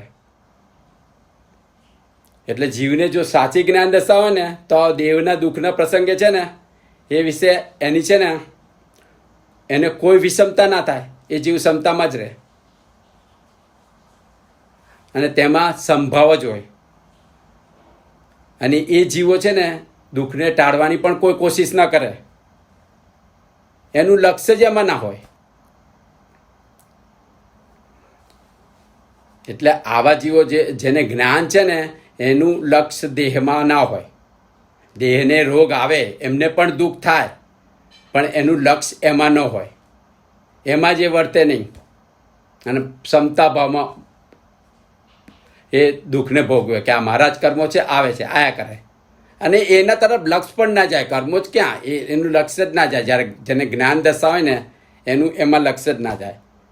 અને એવા જીવો કદાચ ઔષધ વાપરે ને તો એ પાપયુક્ત ઔષધ ન વાપરે, નિર્દોષ અને નિષ્પાપ ઔષધ જ વાપરે કે જેના કારણે આવા કર્મબંધ ના થાય, ક્ષમતાપૂર્વક કર્મને ભોગવે અને આર્ત ધ્યાન ન કરે. એટલે આવા જે વીરતીધારક મુનિ છે એનો આશ્રય અને નિશ્ચય કરો તો તમે તરી જાઓ. એટલે જ્ઞાની દશા કોને કહેવાય? કે જેને આત્મજ્ઞાન છે,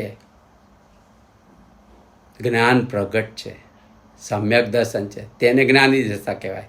અને પૂર્ણ જ્ઞાની એ 13મે ગુણ સ્થાળકે, જે કેવળ જ્ઞાન પામેલા. અને અજ્ઞાની, આપણી દશા અજ્ઞાનીની છે. એટલે જે જીવે ધર્મ કરવો છે તેને કે વારંવાર કે ખેદ કરવો નહીં, કે વારંવાર દુઃખ પ્રગટ નહીં કરવું કે મારાથી હું ધર્મ પામ્યો નથી તો હવે કેમ પામીશ. પણ જીવે આ વિતરાગનો ધર્મ શું છે, આજે આપણે ધર્મ બતાવ્યો કે આ ધર્મ શું છે એના પર વિચાર કરવો. અને દેહાદિથી જે દુઃખના પ્રસંગો થાય છે એની વૃત્તિઓને દૂર કરવી. અને હું આત્મ સ્વરૂપ છું, કે આત્મા છું, શુદ્ધ ચૈતન્ય સ્વરૂપ છું, એવી વૃત્તિનો નિશ્ચય અને આશ્ચર્ય જેમ જેમ વધતો જાય ને એમ જીવમાં ધર્મ વધતો જાય, એમ જીવ ધર્મને પામે. પણ આ જીવ છે ને દેહનો આશ્રય અને પુસ્તકોનો આશ્રય છોડતો નથી.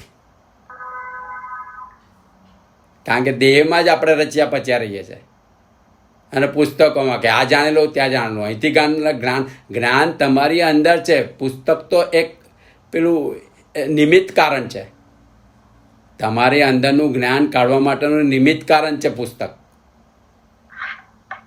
બાકી તમે આટલા બધા પુસ્તકો, આખા લાઇબ્રેરીના બધા પુસ્તકો વાંચી કાઢો, કહે છે કે 14 પૂર્વનું જ્ઞાની હોય તે પણ એવા જીવો પણ નિગોદમાં ગયા છે. તો વિચારો, આટલા બધા પુસ્તક, 14 પૂર્વ. અત્યારે તો એક પૂર્વ હાજર નથી, એક પૂર્વ નથી અત્યારે મળતું. અને 14 પૂર્વના જે ધારક, જેને જ્ઞાની કહેવાય, એવા નિગોદમાં ગયા છે. એટલે લોકો આ પુસ્તકોનો આશ્રય કે હું આમાંથી સમજી લઉં, આમાંથી જ્ઞાન તમારી અંદર છે, એ તો નિમિત્ત કારણ છે જ્ઞાનને બહાર કાઢવાનું. પર સત્તાવલંબી જ્ઞાન કહેવાય આપણે જે પુસ્તકનું જ્ઞાન છે તે. અને અંદરથી જ્ઞાન આવે તે સ્વસત્તાવલંબી જ્ઞાન. એટલે જીવે આ દેહનો આશ્રય ને પુસ્તકોનો આશ્રય છોડવો પડે. એટલે જો જીવે ધર્મ પામવું હોય તો જીવે પોતાની સદવૃત્તિનું બળ રાખવું અને અસદ વૃત્તિથી દૂર રહેવું. એટલે કે આ ધર્મ, આવો આશ્રય નિશ્ચય રૂપ ધર્મ એ જીવે સદાય કરવા જેવો છે. જો જીવે મોક્ષ માર્ગ પર આગળ વધવું હોય તો, કે આ કળિયુગમાં પણ જીવ મોક્ષને પામી શકે છે, અમૃત ફળ આપી શકે છે આ ધર્મ, આ આશ્રય અને નિશ્ચય રૂપ ધર્મ. અને આ સરળ ધર્મ છે, ભક્તિ માર્ગ સરળ છે. શ્રીમદે કીધું છે કે અત્યારના કાળમાં શ્રેષ્ઠ ધર્મ હોય, શ્રેષ્ઠ રીતે ધર્મ કરાય તો કે ભક્તિ અને સત્સંગ દ્વારા. એનાથી જીવ સહેલાઈથી મોક્ષ માર્ગમાં આગળ વધી શકે. એટલે આ થયું જીવનું ધર્મનું સ્વરૂપ. એટલે પુરુષને ઓળખો, એના વચનને પ્રતિનિધિ કરો અને એનો આશ્રય કરો અને નિશ્ચય કરો. એટલે એવા અત્યારે તીર્થંકર નથી તો એવા જ્ઞાની પુરુષો હશે, છે જ અત્યારે પણ. જો જ્ઞાની પુરુષો ન હોય ને તો આ ધરતી ટકી ના શકે. સત છે ત્યાં સુધી જ આ ધરતી છે. અને 21માં આ 5મા આરાના 21,000 વર્ષ હજી બાકી છે, ત્યાં સુધી આ પૃથ્વી ટકવાની છે. એટલે સત ત્યાં સુધી રહેવાનું જ છે, ત્યાં સુધી કોક ને કોક આત્મજ્ઞાની રહેવાના જ છે. એટલે આપણે ક્યાં શોધવા જોઈએ? એ તો આપણા મતલબ ને, આપણે શોધવું નથી એટલે નથી શોધતા ને. કારણ કે મોક્ષ પામવો, મોક્ષ ને સંસાર બે કમ્પ્લીટ ઉલટી દિશામાં છે.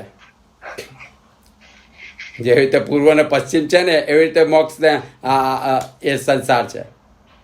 એટલે પૂર્વને પામવા જાઓ તો પશ્ચિમ ના મળે, ને પશ્ચિમને પામવા જાઓ એટલે એકને તો છોડવું જ પડે, તો જ મળે. પાછલો માર્ગ કોઈ નથી. હે કોઈ વચલો માર્ગ વચલો માર્ગ આપણે આ બધા છે ને અત્યારે બધા બહુ વાક્યાનો આપનારા એ વચલો માર્ગ છે. એનાથી તો જો વચલો માર્ગ તો આપણે બહુ અનંત વાર આપણે કરી ચૂક્યા. વચલા માર્ગે અનંત વાર દીક્ષાઓ લઈ ચૂક્યા. કેટલી વાર આ મનુષ્ય ભાવ મળ્યો છે, આ ઉત્કૃષ્ટ ભાવ મળ્યો છે, આપણે પામ્યા નહીં ને. કારણ કે એનાથી તમે બહુ તો શું કરી શકો? અત્યારે આપણે જે કરીએ છીએ એનાથી તો બહુ થોડું પુણ્યનું ઉપાર્જન કરનાર. પુણ્ય એ પાછું આપણું તો પુણ્ય પાછું મતલબી હોય છે, સ્વાર્થી હોય છે, શુદ્ધ નથી હોતું કે જેથી પુણ્યનું બંધુ પુણ્ય બંધાય. એટલે પુણ્યનું બંધી પુણ્ય એટલું બધું ઓછું હોય છે કે જ્યારે આ પુણ્ય પાછું ઉદયમાં આવે ત્યારે આપણે ધનાધન પાપ કરીએ. અત્યારે જે આપણે પુણ્ય બાંધીએ પુણ્યનું બંધુ પુણ્ય નથી, કારણ કે અંદર થોડોક પણ સંસારનો અપેક્ષાઓ રહે છે. અને એ અપેક્ષા સાથેનું જે પુણ્ય છે એ પુણ્ય ઉદયમાં આવે ત્યારે પાછું તમે ધમધમાટ કરો ત્યારે તો આ ધર્મને ભૂલી જાઓ. એટલે પછીથી સીધા તમે પાછા નરક નિગોદમાં જ જવાના ને. એટલે આ માર્ગ છે ને એ માર્ગ આ પાર છે કે પેલે પાર છે. અને માર્ગ અઘરો નથી. એવું એ નથી કે પહેલાં તમારે દીક્ષા લેવાની જરૂર છે. તમે ઘરમાં રહીને ધીરે ધીરે આત્માની નજીક જઈ શકો છો. હા, પણ છેલ્લે મોક્ષ એટલે સમ્યક દર્શન તો પામી જ શકો છો ઘરે પણ. સમ્યક દર્શન માટે દીક્ષા લેવાની. દીક્ષાનું ગુણસ્થાનક છઠ્ઠું બતાવ્યું છે, ખબર છે? એટલે સમ્યક દર્શન તો કોઈ પણ કેમ શ્રેણિક મહારાજા સમ્યક દ્રષ્ટિ જતા, એક પણ નૌકાશીનું પચકાન નહોતું કર્યું, એક પણ ઉપવાસ નહોતા કર્યા, છતાં સમ્યક દર્શન. એમને ભગવાનનો આશ્રય કેટલો હતો એનાથી જ એમને સમ્યક દર્શન થઈ ગયું. ભગવાન કઈ દિશામાં છે એ રોજે જોવા માટે એમના માણસોને મોકલતા હતા ને એ દિશામાં એ પ્રણામ ત્યાંથી કરે. આટલો બધો ભગવાનનો આશ્રય હતો, ભરોસો. અને એમાંથી જ એમને સમ્યક દર્શન પ્રાપ્ત થયું. તો વિચારો, એટલે સમ્યક દર્શન કંઈ બહુ મોટી વસ્તુ નથી. આપણે એને મોટી માની લઈશ કારણ કે આપણે તો સીધો મોક્ષ પ્રાપ્ત કરો છો. પણ પહેલું સ્ટેપ સમ્યક દર્શન છે. તમે મિથ્યાત્વમાંથી બહાર નીકળો, જે ઉલટી સમજ છે એમાંથી બહાર નીકળો. અને એ તો સંસારમાં રહીને પણ થઈ શકે છે. આ અહમ અને મમત્વ ભાવ જાય તમારો તો દેહાધ્યાસ છૂટે તો તમને આત્માનો અનુભવ થાય. આત્માની નજીક તમે જઈ શકો. અને આત્માની નજીક જ જવાનું છે. રોજે એવું જ તમારે ધ્યાન કરવાનું કે હું જે છું જ્ઞાતા દ્રષ્ટા છું. અત્યારે જે થાય છે જોયા કરો. કારણ કે આત્માનો સ્વભાવ જ્ઞાતા દ્રષ્ટા છે. અંદર જે જોડાઈએ છીએ તે આપણે જોડાઈએ છીએ. એ નવા કર્મો બંધ બાંધીએ છીએ, પરમાં જઈએ છીએ. કારણ કે કર્મના ઉદયથી બધું આવે છે બહાર. અને ઉદયમાં આપણે જોડાઈએ છીએ કે આ આવું કેમ કર્યું ને આ આવું કેવું, હવે ક્યાં આવા શબ્દ કીધા ને આ આપ કેમ કીધું. એમાં આપણે જોડાઈએ છીએ. નવા કર્મ બંધ ચાલુ રહે છે. બાકી જીવ જ્ઞાતા દ્રષ્ટા બનીને ઘરે પણ ધ્યાનમાં રહી શકે કે દરેક વસ્તુ થાય જોયા કરો, કાંઈ જ નહીં. આ ધર્મનો સીધો માર્ગ છે, સીધો સિમ્પલ માર્ગ છે. આત્માને પામવાનો છે, આત્મા અંદર છે તો આટલું બધી બબાલ શેની છે? બહાર આ બધા સાધનો બતાવ્યા છે કે આત્મામાં જવા માટે. આપણે આત્માને તો ભૂલીને બહારના સાધનો જ કરીએ છીએ. આત્મામાં જતા નથી. આત્મા પોતાની પાસે છે ને, ક્યાં બીજાને પાસે જવાનું છે? પોતાનો આત્મા પોતાની પાસે જ છે, પછીથી એવા બીજા બહાર ક્યાં રખડવાનું છે? એટલે આત્મજ્ઞાન માણસ પામી શકે. સમ્યક દર્શન તો તમે એકવાર સમ્યક દર્શન પામો પછી તમારો મોક્ષ ફિક્સ થઈ જાય. સમ્યક દર્શન જેને પામેલો હોય એ જીવને પછીથી આ બીજી બધી ગતિઓ પણ ના થાય.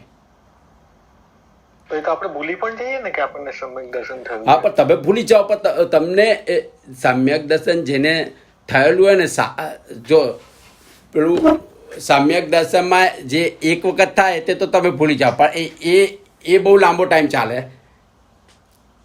જે અદ્ભુત પૂર્તગલ પરાવર્તન સુધી છે. સમ્યક દર્શન વમી જાય પાછું કે એક વખત થાય ને, ઓકે, તે જ લાંબુ ચાલે. પણ એ સમ્યક દર્શનમાં જીવ જો થોડો આગળ વધે, સાહિક સંકિત થાય તો 3 જ ભાવમાં થઈ જાય. નીતો પણ થોડોક આગળ વધે ને તો એ 15 ભાવમાં થાય. એટલે સંકિત સાથે જે જીવનું મૃત્યુ થાય ને એટલે એને સમાધિ મરણ કહેવાય. એ જાગૃત દશા. કારણ કે છેલ્લે ઘડીએ જીવને બહુ દુઃખ પડતું હોય, અને દુઃખ પડે ને ત્યારે જીવ છે ને શરીરની જ પેલી માયામાં પડી જાય. સંસારની માયા કદાચ છોડી ચૂક્યો હોય કે ચાલો આ બધા કુટુંબ ગયા, પણ શરીરનું એટલું પેન થતું હોય તો શરીરની માયામાં પડે, અને ત્યારે જે એની જાગૃત દશા હોય ને અજાગૃત થઈ જાય, બંધ થઈ જાય, સીધી શરીરમાં જતી રહે. અને જ્યારે શરીરમાં જતી રહે ને એને સમાધિ મરણ ના કહેવાય. સમાધિ મરણ તમે જાગૃત દશામાં જાય કે મારું શરીર જઈ રહ્યું છે, ઓકે, હું આત્મા છું, એવી રીતે જીવનું છૂટે તો એને બીજા ભાવમાં તરત જ જ્ઞાન થાય. જાતિ સ્મરણ જ્ઞાન ત્યારે જ થાય. આ સમાધિ મરણ સાથે મરે તો જીવ અત્યારે પણ ભલે સમ્યક દર્શન ના થયું તો પણ છેક સુધી એવી સમાધિ રહેવી જોઈએ. એ જીવનો વિચાર શરીરમાં ન જોવા જોઈએ. કારણ કે આપણે દેહનું તો બહુ જ બંધાણ છે ને કે દેહને કંઈ પણ થાય એટલે તરત અહીં વાગે એટલે તરત મગજ ત્યાં જતું રહે છે, મન. અને છેલ્લે ઘડીએ તો તકલીફ વધારે થાય. એ સેલ્ફ અનુભવથી જ થાય. આપણને ખબર નથી, કારણ કે આત્મા તમારા અણુમાં પથરાયેલો છે, શરીરના એક કણમાં. એટલે ત્યાંથી જ્યારે આત્મા ખેંચાય ત્યારે તમે વિચારો કેટલી વેદના થતી હશે. એ ભલે થાય બે પાંચ આપણી તો 2-5 સેકન્ડ ગણાય, પણ તોય થતી હશે અંદર કેટલી. જ્યારે અંદરથી ખેંચાઈ જાય ને, આમ ખેંચાઈ જાય અંદરથી, ત્યારે કેટલી વેદના થતી. એટલે તો મોટા ભાગના જીવો મળતા પહેલાં 2-5 મિનિટ પહેલાં બેભાન થઈ જાય, ત્યારે ખેંચાવાનું ચાલુ થઈ જાય, અને ત્યારે જ બેભાન થઈ જાય, અને બેભાનમાં જ મરી જાય મોટા ભાગે. કારણ કે એની પીડા એટલી બધી થાય, શરીરથી જુદું પડે. આત્મા શરીરના એક કણમાં ફેલાયેલો છે આત્મા. એટલે આ સામ્યક દર્શન તો જીવને થઈ શકે, અત્યારે પણ થઈ શકે. ભલે આપણે મોક્ષની વાત બધા કરવી છે, અને સમ્યક દર્શન નથી કરવું. સમ્યક દર્શન એટલે તમારા આત્માની અનુભૂતિ તમારે કરવાની છે. તમારો આત્મા તમારામાં પડ્યો છે, પણ એ ક્યારે થાય છે? જ્યારે તમે પડથી છૂટતા જાઓ. પડથી છૂટતા એટલે બહારથી છૂટો કે ના છૂટો, અંદરથી છૂટવું પડે. ત્યાગ વિરાગ ને ચિત્તમાં. એટલે ત્યાગ વિરાગ છે ને ચિત્તમાં થવા જોઈએ, અંદરથી. કે હું આ વસ્તુ છોડી દઉં છું, બહારથી નહીં, દેખાડવા માટે નહીં, કે આ મેં વૈરાગ કર્યો બહારથી નહીં. અંદરથી જે વસ્તુનું એટેચમેન્ટ છૂટવું જોઈએ. અને જેમ જેમ એટેચમેન્ટ છૂટું જાય ને એમ તમારો છે ને આત્મા અંદર તરફ જતો જાય. કારણ કે તમારું વસ્તુનું એટેચમેન્ટ છૂટી જાય એટલે રાગ દ્વેષ ઓછા થતા જાય ને, કે આ વસ્તુ મને નથી જોતી એટલે નથી જોતી, પતી ગયું. એને પ્રત્યે તમારા મગજમાંથી ખસી જાય એ વસ્તુ, અને એના પ્રત્યે રાગ દ્વેષ ના થાય. એટલે જેટલી વસ્તુ અંદરથી ખસતી જાય, એટલે જ કીધું કે ત્યાગ વિરાગ અને ચિત્તમાં થાય ને તેને જ્ઞાન. અટકે ત્યાગ વિરાગમાં. એટલે કેટલાક લોકો ત્યાગ વિરાગ કરે પણ એમાં અટકી જાય. એટલે કહે કે મેં તો આટલું બધું દાન કર્યું, મેં તો આટલું બધું છોડી દીધું, એમાં જ અટકી જાય. એટલે આ વસ્તુ એના મગજમાંથી પાછી નીકળે નહીં. કરે ખરો બધું ત્યાગ ને વૈરાગ્ય, કે મેં તો દીક્ષા લીધી, મેં તો આ કપડાં પહેર્યા, આ કર્યું, પણ એ અંદરથી નીકળતું ના હોય કે હું હજી આ ગામનો જ છું, આ મારા બધા છે. એટલે આ બધું અંદર એમાં અટકી જાય જીવ. એટલે જીવ જ્યાં સુધી બહાર અટકેલો છે ને ક્યાંક ને ક્યાંક, ત્યાં સુધી આત્મામાં જઈ ના શકે, અને આત્માનો અનુભવ ના થઈ શકે. એટલે જ રોજે જીવે 5-10 મિનિટ ધ્યાનમાં બેસીને વિચારવું જોઈએ. વિચારવું એટલે વિચાર જ નહીં કરવાના. બને ત્યાં સુધી જે વિચાર આવે તેને જોયા કરો. બને ત્યાં સુધી જે વિચાર આવે તેને જોયા કરો. ક્યાંય એટેચ ના કરો. એટેચ થાવ નહીં. એટેચ થાવ તો પાછા છોડી દો કે આ ક્યાં અટકી ગયો. અને આવી રીતે પ્રેક્ટિસ કરો તો જ એ વિચાર દશા, તમે જે અત્યારે કહીને મેં હમણાં કે વિચાર દશા અંદર જવી જોઈએ, તો જે આત્મા પર થાય. અને તે આત્મા પર વિચાર દશા થાય એ પણ સમ્યક દર્શન નથી. એ વિચાર દશામાં તમે ધીરે જ્યારે એકદમ નિર્વિચાર થઈ જાઓ ને ત્યારે જ થાય. એ વિચાર દશા ત્યાં આત્મામાં આવીને અટકી જાય, નિર્વિચાર થાવ, ત્યારે સમ્યક દર્શન થાય. એટલે રાગ દ્વેષ આખા તમારા કમ્પ્લીટ મંદ પડી જાય. એ રાગ દ્વેષની જો આપણે સમ્યક દર્શનની નજીક તો ઘણી વખત આવીને પતી ગયા હશે, અત્યારના કાળમાં નહીં તો પહેલાં કેટલી વખત દીક્ષા લીધી હશે ત્યારે પણ એ રાગ દ્વેષની ગાંઠ છેલ્લી હોય ને તે મજબૂત હોય. એને તોડી નાખો થાય, પણ એ તૂટતા પહેલાં જીવ પાછો વળી ગયો ત્યાંથી. કારણ કે ત્યાં સુધી પહોંચતા એને કેટલા બધા, જ્યારે તમે આત્માની નજીક જાઓ ને ત્યારે આત્મામાં છે ને એટલા બધા પેલા એ છે આત્માનો પ્રભાવ કે જેનાથી આ કેટલા બધા જાદુઓ થાય. અત્યારે બધા કરે છે ને, આમ કરે તે કરે. તમારામાં એવી શક્તિઓ આવે, લબ્ધિઓ, અને જીવ એ લબ્ધિમાં અટકી જાય. તમે આત્માની અત્યારે પણ, હા, તમે પણ આત્માની અત્યારે પણ સાધના કરો તો તમને પણ અમુક લબ્ધિઓ પેદા થાય કે તમે કશુંક જોઈ શકો, કે કશુંક કહી શકો, કે કશું આ કહી શકો. એ લબ્ધિઓ પેદા, પણ એ લબ્ધિ જ્યારે તમે એનો ઉપયોગ કરો ને એટલે નવા કર્મ બંધાય. એટલે જ ગૌતમ સ્વામીએ લબ્ધિનો ઉપયોગ જ ક્યાં કર્યો છે? એક જ વખત કર્યો ને. કેટલી લબ્ધિઓ હતી એમની પાસે, કેટલી બધી લબ્ધિઓ હતી. એમને ધાર્યું હોત તો મહાવીર સ્વામીને એક પણ સવાલ ના પૂછ્યો હોત, પણ એમને 36,000 સવાલ પૂછ્યા, બધા જે જાણતા હતા છતાંય. એક તો એમનું હું પણ નહોતું, અને બીજી લબ્ધિનો ઉપયોગ કરો એટલે તમારા કર્મ બંધાય. અને લબ્ધિનો ઉપયોગ ના કરો ને તો ધીરે ધીરે આત્મબળ વધારે પ્રગટતું થાય ને તે ઘડી આત્મજ્ઞાન થઈ જાય. એટલે જીવ આ લબ્ધિમાં અટકી જાય. તમે જ્યારે વધારે નજીક જાઓ ને, આ બધા અત્યારે આપણા અજ્ઞાની પુરુષો નથી જોતા જે, એ બધા એવા લબ્ધિમાં અટકી ગયા. એટલે અને ત્યારે આપણે અટકી ગયા હશે કેટલાય જન્મોમાં, જ્યારે આ દીક્ષાઓ લીધેલી હશે ને એ કર્યું હશે. એટલે આત્માને પામવો એટલું બધું અઘરો નથી જેટલો અઘરો બતાવે, પણ સંસાર છૂટે તો જ આત્મા પમાય. એટલે પહેલાં તો સંસારની માયા છૂટવી પડે. સમ્યક દર્શન એ ચોથું ગુણ સ્થાનક છે. તમારું મિથ્યાત્વ જાય. રાગ દ્વેષની જે માન્યતા છે, જે ખોટી ઊંધી માન્યતા છે કે આપણે જાણીએ છીએ, શબ્દથી જાણીએ છીએ કે હું આત્મા છું, પણ કોઈ દિવસ જ્યારે હું બોલું ત્યારે આત્મા મગજમાં આવે છે? નથી આવતો. હું એટલે તરત નયન, કે હું એટલે એન્જિનિયર, હું એટલે પ્રમુખ, હું એટલે આ, એ જ ખ્યાલમાં આવે છે. હું એટલે અંદરથી આત્માનું તરત જોડાણ થવું જોઈએ કે હું ને આત્મા જુદા નથી, પણ આપણે હુંને શરીર સાથે જોડીએ છીએ અને એમાં એને જ હું માનીએ છીએ. ભલે જાણીએ છીએ કે આત્મા જુદો છે, એ ખાલી ક્યાંથી જાણીએ છીએ? મગજ, મનને બુદ્ધિથી જાણીએ છીએ, વ્યાખ્યાનથી જાણીએ છીએ, સત્સંગથી જાણીએ છીએ, પણ એ સાથે રહેતું નથી.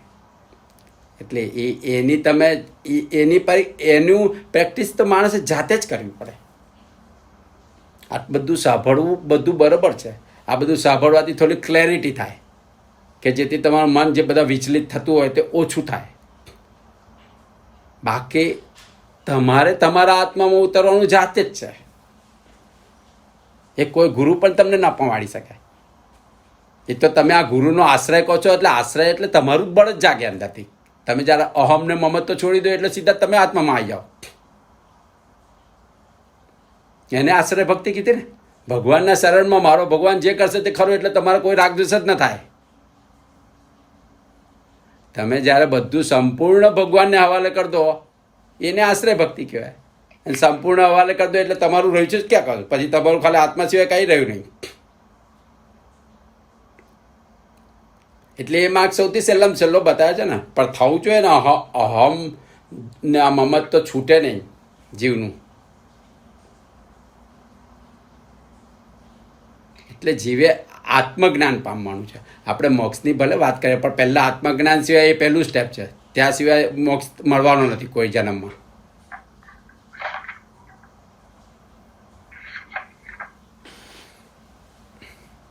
ઓકે, કોઈને સવાલ, કોઈ ક્વેશ્ચન?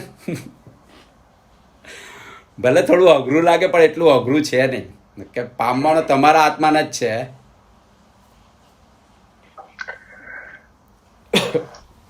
એક ક્વેશ્ચન નયનભાઈમાં આઈ થિંક એ કયું અત્યારે બધું રાઈટ છે, સમજાય છે, but going back to practical life, આપણે ડે ટુ ડે લાઈફમાં આપણે બેક ટુ નોર્મલસીમાં વયા જઈએ છીએ. તો હાઉ ડુ વી એન્શ્યોર કે આ જે આપણે સમજી રહ્યા છે કે મારે બધું ભગવાન પર છોડવું જોઈએ, એ કેવી રીતે આપણે રોજના લાઈફમાં લાવીએ, આપણે પ્રેક્ટિકલ લાઈફમાં? તમે આજે આ સ્વાધ્યાય સાંભળે ને, એવું કહેવાય છે કે આ સ્વાધ્યાય ઉપર તમે ચિંતન ન કરો, મનન ન કરો, એટલે એના પર વારંવાર વિચારો નહીં ને, તો આ સ્વાધ્યાયને છે ને પવનની લહેર જેવું કહેવામાં આવે છે.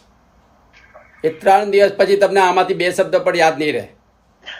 બરાબર. હા, તો એટલે આના પર ચિંતન ને મનન જ્યાં સુધી ન થાય ને રોજે, તમે ભલે આજે જેટલું સાંભળ્યું, હવે તમને એમાંથી જેટલું બરાબર યોગ્ય લાગ્યું એ વસ્તુનું તમે ફરી વારંવાર વિચાર કરો, બુકમાં લખો, એનો વારંવાર વિચાર કરો, અને રોજે રાત્રે સળંગ એના પર વિચાર જ ચાલુ રાખો.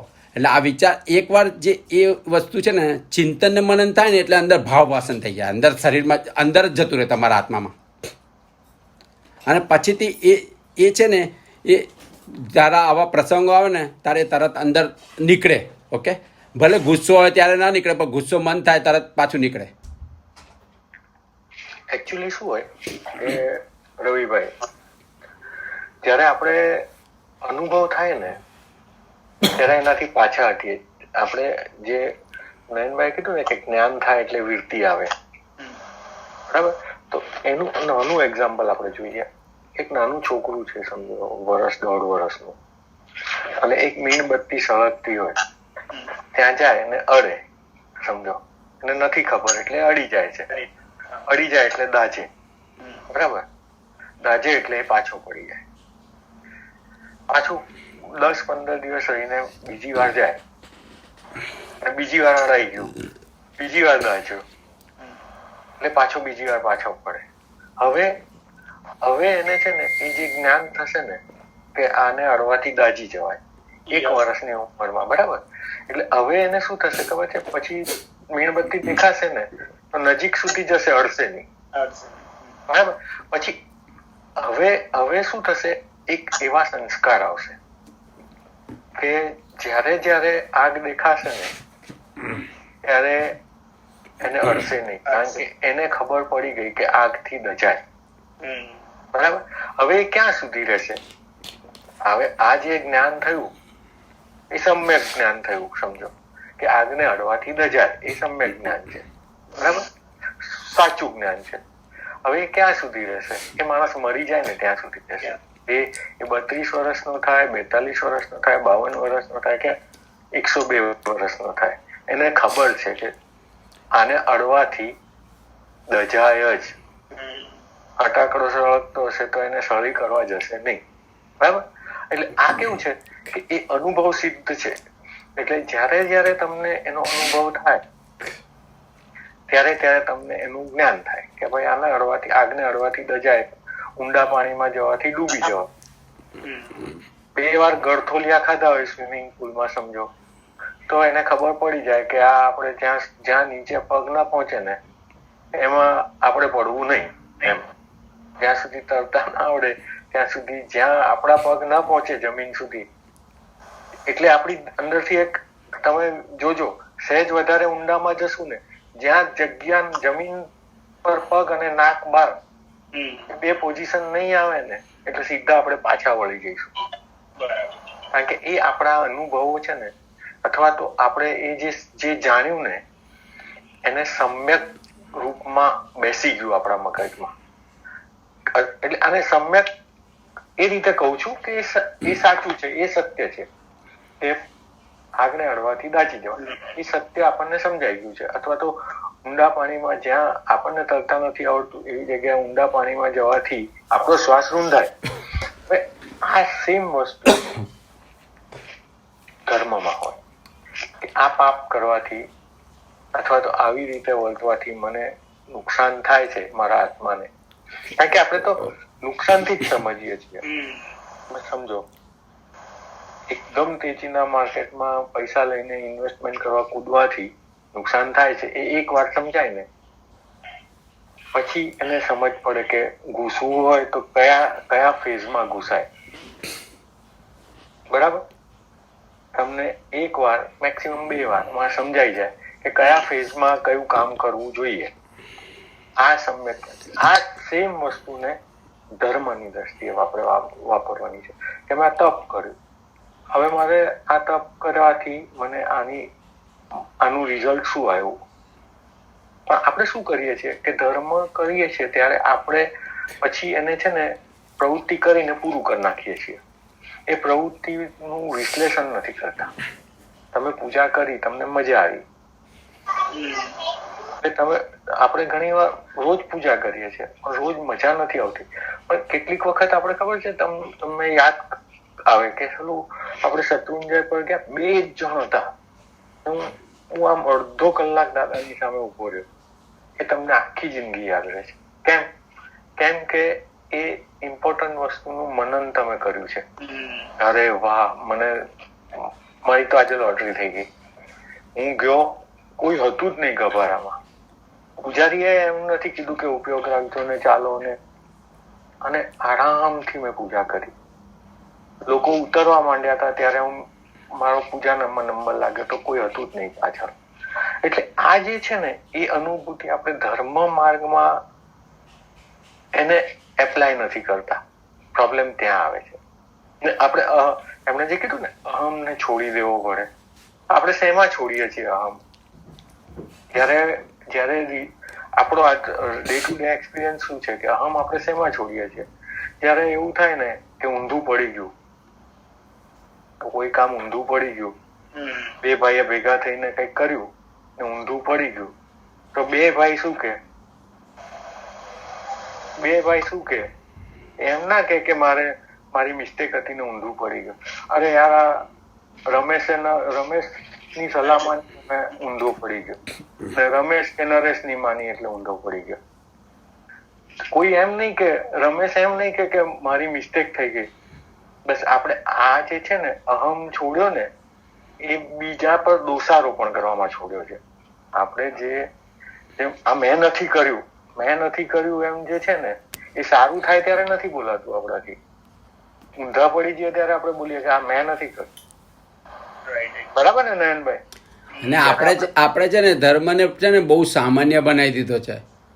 સામાન્ય એટલે આપણે બુદ્ધિનો બહુ ઉપયોગ કરીએ છીએ કે આ નયનભાઈ અત્યારે કીધું ને આવું તો પેલા પણ કહેતા હતા, એટલે પેલા કહેતા હતા પણ આપણને શું ફાયદો થયો મને કહો. ના, અને આપણને શું ફાયદો થયો મને કહો. પેલા પણ કહેતા હતા અને આ પણ હું જાણું છું ને આ વસ્તુ ખોટી છે. આ જાણું છું એ બુદ્ધિથી જાણીએ છીએ આપણે, પણ અંદર હૃદયમાં એનું ભાવ ભાષણ નથી થતું. ભાવ ભાષણ એટલે આ હૃદયમાં એની પ્રિન્ટ પડી જવી જોઈએ. જેટલું તમે જાણો છો ના, એટલે પડે ક્યારે? તમે એના પર ચિંતન મનન કરો ને કે હવે મેં આજે આપણે સત્સંગની વાત કરી, હવે આ સત્સંગ તમે ફરીથી સાંભળો, અંદરથી જે તમને ઉપયોગી લાગે એટલું વસ્તુનું તમે લખો અને એના પર ચિંતન મનન કરો. ચિંતન મનન એટલે વારંવાર વિચારવાનું છે જ્યારે પણ સમય મળે, કે 24 કલાક કરવાની જરૂર નથી, પણ જ્યારે રાત્રે સમય મળે કે સેટરડે સન્ડે સમય મળે એના પર ચિંતન મનન તમે કરો ને તો એ વસ્તુની પ્રિન્ટ તમારામાં અંદર પડી જશે અને તો જ તમે ધર્મમાં આગળ વધે. કારણ કે એ વસ્તુ અંદર હશે ને તો તરત સમય પ્રગટ થશે. બાકી તમે એમ કીધું કે હવે અત્યારનું આ વ્યાખ્યાન છે, હવે અઠવાડિયા પછી મીણબત્તીથી દાજી જવાય એ છાપ અંદર પ્રિન્ટ પડી ગઈ છે. એટલે એ પ્રિન્ટ પડી ગઈ છે ને એટલે ગમે ત્યારે એને આગને અડવતા એને દૂર જ રહેશે. એટલે એ અનુભવ is very important એમ. હા, એટલે આપણે કેટલાક લોકો કેવાય, મેં એવા લોકો જોયા છે કે એક માણસને તમે દીધું 10,000 નું, એ માણસ ઉઠી ગયો, બરાબર. હવે એ માણસે નવા નામે ધંધો શરૂ કર્યો કે એક સંદીપભાઈ છે એને તમે 10,000 રૂપિયાનું દીધું અને સંદીપભાઈ ઉઠી ગયા, તમારા 10,000 રૂપિયા સલવાઈ ગયા, બરાબર. અને હવે સંદીપભાઈએ પાટિયું બદલી નાખ્યું અને નવા નામે દુકાન કરી. હવે પાછા તમે ધીરવા જાઓ ખરા? ના, કારણ કે તમે એ માણસમાં જ ખોટો અનુભવ કર્યો છે. એના જવાબ ખોટા હતા પૈસા આપતી વખતે, બરાબર. તો એવા લોકો મેં જોયા છે કે આ માણસમાં 3 વખત પૈસા જાય તમારા. હવે એને તમે શું કહો? એ માણસને ધંધો કરતા આવડે છે કે નથી આવડતો, એ શું કેવું તમારે એને? અને એવા લોકો પાછા ઓછા નથી હોતા. લોભિયા હોય પેલો ઉઠી ગયો પછી પાછી નવી પેઢી લઈને બેઠો રોકડામાં જ લે છે. પછી તમે માલ આપો ને સામે પૈસા આપે છે. 3 વાર આપ્યા પછી ચોથી વાર કે કાલ લઈ જજે, મેં કાલે જ્ઞાન આપી દીધા એને. 5મી વારે કે હું તો 10 દિવસ પહેલા નહીં આપીશ, તાર વેચવું હોય તો વેચ, ટકો વધારે આપીશ, 2% વધારે આપીશ તને માલમાં, 10 દિવસ પહેલા નહીં આપું. 10મે દિવસે પૈસા આવી ગયા. હવે શું કરો? હવે તમે 120 દિવસે આપીશ. સારું, આપજે. એટલે આપણે શું કરીએ છીએ કે એ આપણા અનુભવોને ભૂલી જઈએ છીએ. નવા નાના મોટા અનુભવોની વચ્ચે આપણે જૂના અનુભવને ભૂલી જઈએ છીએ. અને જે મિસ્ટેક આપણી આ થાય છે ને એ જ આપણને ડૂબાડે છે. અને આવા લોકો ઘણા મેં જોયા છે કે જે 3 વખત એક જ જણમાં પૈસા ગુમાવે છે. કારણ કે લોભ છે, તમને ક્યાંક કંઈક લાલચ છે, કંઈક પ્રભાવમાં આવી જાઓ છો, કંઈક તો છે જે ચૂકાવે છે તમને. એટલે આ વસ્તુ થાય છે. એટલે આપણને જે જ્ઞાન થવું જોઈએ ને એને પછી ઘૂંટવું પડે કે આને તો હવે વેચવું જ નથી. આ 12,000 નો માલ લાખમાં લે તો માલ નથી વેચવો. બસ એ જે નિશ્ચય થાય ને કે આ માર્ગે તો નથી જ જવું, આ પાપ તો નથી જ કરવું, તો આમ તો નથી જ વળતું મારે, એ જે હોય ને એ જ આપણે નથી. એટલે આપણે શું કરીએ છીએ કે બસ એક ટ્રાન્ઝેક્શનમાં અટકી જઈએ છીએ. પૂજા કરી એટલે મારું કામ પતી ગયું, બસ. હવે કઈ હવે પછી એને મમળાવી તો છે જ નહીં. આપણે સમજો ત્યાં આપણે અટકી જઈએ છીએ. અને પછી શું થાય છે? પછી જયારે ખરાબ સમય આવે ને ત્યારે એના પરની શ્રદ્ધા એટલા માટે નથી રહેતી. એક છે ને એક એક્ઝામ્પલ આવે છે અકબર બીરબલ નું કે તેનાલીરામ કે એવા કોઈ જે એકદમ વિદ્વાન માણસ નું. તો એક રાજાના દરબારમાં એક માણસ આવો. એ છે ને જાતની ભાષા બોલે. એ ચાઇનીઝમાં બોલે, એ ઇંગ્લિશમાં બોલે, એ ફારસીમાં બોલે, ઉર્દુમાં બોલે, બધી જ ભાષા ને કેવી બોલે? કડકડાટ બોલે. હવે એને ચેલેન્જ કરી કે મારી માતૃભાષા તમે કહી દો તો ખરા, બરાબર. હવે આવી સડસડાટ બોલતો હોય એની માતૃભાષા તો કેવી રીતે ઓળખવી? એટલે બિરબલે બાજુમાં જઈ ને વાતો કરતા શાક દેખીને એક તમાચો મારી દીધો. એની ઘડીએ ઓલાથી બિરબલને ગાળ બોલાઈ ગઈ. કઈ ભાષામાં? તો કે એની માતૃભાષામાં.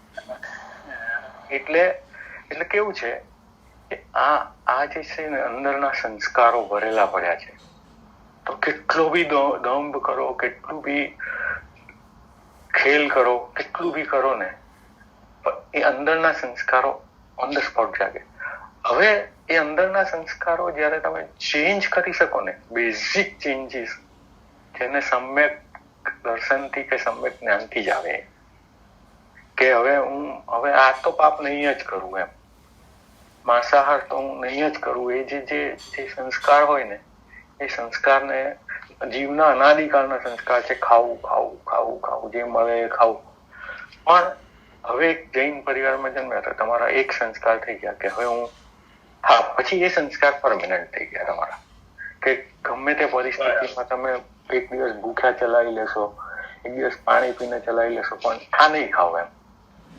એવી રીતે જે સંસ્કારો મળે છે એનું મનન કરો, ચિંતન કરો, એને દ્રઢ કરીએ ને આપણે જયારે એ સંસ્કારને, ત્યારે જ એનું પરિણામ આવે. એને બદલે આપણે શું કરીએ છીએ કે આજમાં જ આજે 2 પૈસા કમાયા ને આમાં બસ આપણે આ 2 પૈસામાં જ ખોવાઈ ગયા. જેમાં ખરેખર નફો કરવાની મોસમ આવી ને ત્યારે આપણે નફો બુક કર્યો, જેમાં 5 રૂપિયામાં લીધેલી વસ્તુ 6 રૂપિયામાં વેચાઈ, એમાં આપણે ખુશ થઈ ગયા. હવે 5 રૂપિયાની વસ્તુ 500માં વેચાઈ એવી હતી, તો આપણે નફો બુક કરીને નીકળી ગયા. એટલે આપણે એક ખાલી પૂજા કરીને નીકળી ગયા કે એક સામાયિક કરીને આપણે બસ મારું ધર્મ થઈ ગયું કે એક માળા ગણી એટલે મારું ધર્મ થઈ ગયું. પણ તારું ધર્મ એ નથી, તે તો ખાલી એ તો એક ટાઈમ બિંગ ફેક્ટર છે. સાચું શું છે તો કે તારા આત્માનું ચિંતન કરવાનું હતું ને ત્યાં જ આપણે ચૂકી જઈએ છીએ. એટલે જે અનુભવના સંસ્કારો પડે ને એને દ્રઢ કરવા પડે, બસ ધેટ ઇઝ ધ પોઈન્ટ. અને આપણો લક્ષ્ય ના ભૂલાવજો કે લક્ષ્ય આત્મા જ છે, કંઈ પણ કરો. ઓકે, તો તમે આ સંસ્કાર અંદર વધારે ગાઢ થાય અને કામ લાગે કે આત્માને. બાકી તમે ધર્મની ક્રિયાઓ કરવાની છે ભાવ જગાવવા માટે, અને આ સત્સંગથી ડાયરેક્ટ જ આત્મામાં જવાય તમારથી. એટલે મૂળ શું છે કે આપણે પરિણામલક્ષી ધર્મ નથી કરતા. સૌથી મોટો પ્રોબ્લેમ આપણો એ છે કે આપણે પરિણામલક્ષી નથી. વેપાર આપણે પરિણામલક્ષી કરીએ છીએ કે નફો ના થાય તો શું કરવાનું, એમ એવો ધંધો કરીને શું કરવાનું, એ વેપારમાં આપણને લાગે છે પણ ધર્મમાં નથી લાગતું. એટલે જ ને ધર્મને આપણે ખાલી એક સંતોષ માટેનું સાધન બનાવી દીધું કે હું ધર્મ કરું છું. એટલે એના પછી ઘણા બધા એવા કારણો જોડાય, સંસારિક કારણો જોડાય, એને લીધે કરીએ, સારા દેખાઈએ છીએ, પ્રતિષ્ઠા વધે છે, કે એ જે કરવાને માટે કરીને આપણે દાન કરીએ, તપ કરીએ, એમાં આપણે અટવાઈ જઈએ છીએ. એકચ્યુઅલ જે કરવું જોઈએ ને એ છે અંતર્મુખીતા. અંતર્મુખતા થવી જોઈએ ધીરે ધીરે. હા, ધીરે ધીરે થવી જોઈએ, પણ થવી જોઈએ. એ ક્યારે થાય? બહિર્મુક્તતા ઘટે ને તો જ અંતર્મુક્તા થાય. આ બંને પાછા ઓપોઝિટ છે. બતાવીએ નયનભાઈ આજે. Okay, thank you. ચાલો. માંગલિક. નમો હરિયંતાણમ, નમો સિદ્ધાણમ, નમો આયર્યાણમ, નમો વજ્રાયણમ, નમો લોયસવસાવણમ, એસો પંચ નમુકારો સર્વ પાવપણાસનો મંગલાણ ચ સર્વે સિંપડવમ હવૈ મંગલમ. ચત્તારી મંગલમ હરિયંતા, મંગલમ સિદ્ધા, મંગલમ સાહુ, મંગલમ કેવલી પન્નતો ધમ્મો મંગલમ. ચત્તારી લોગુત્તમા હરિયંતા, લોગુત્તમા સિદ્ધા, લોગુત્તમા સાહુ, લોગુત્તમા કેવલી પન્નતો ધમ્મો લોગુત્તમા.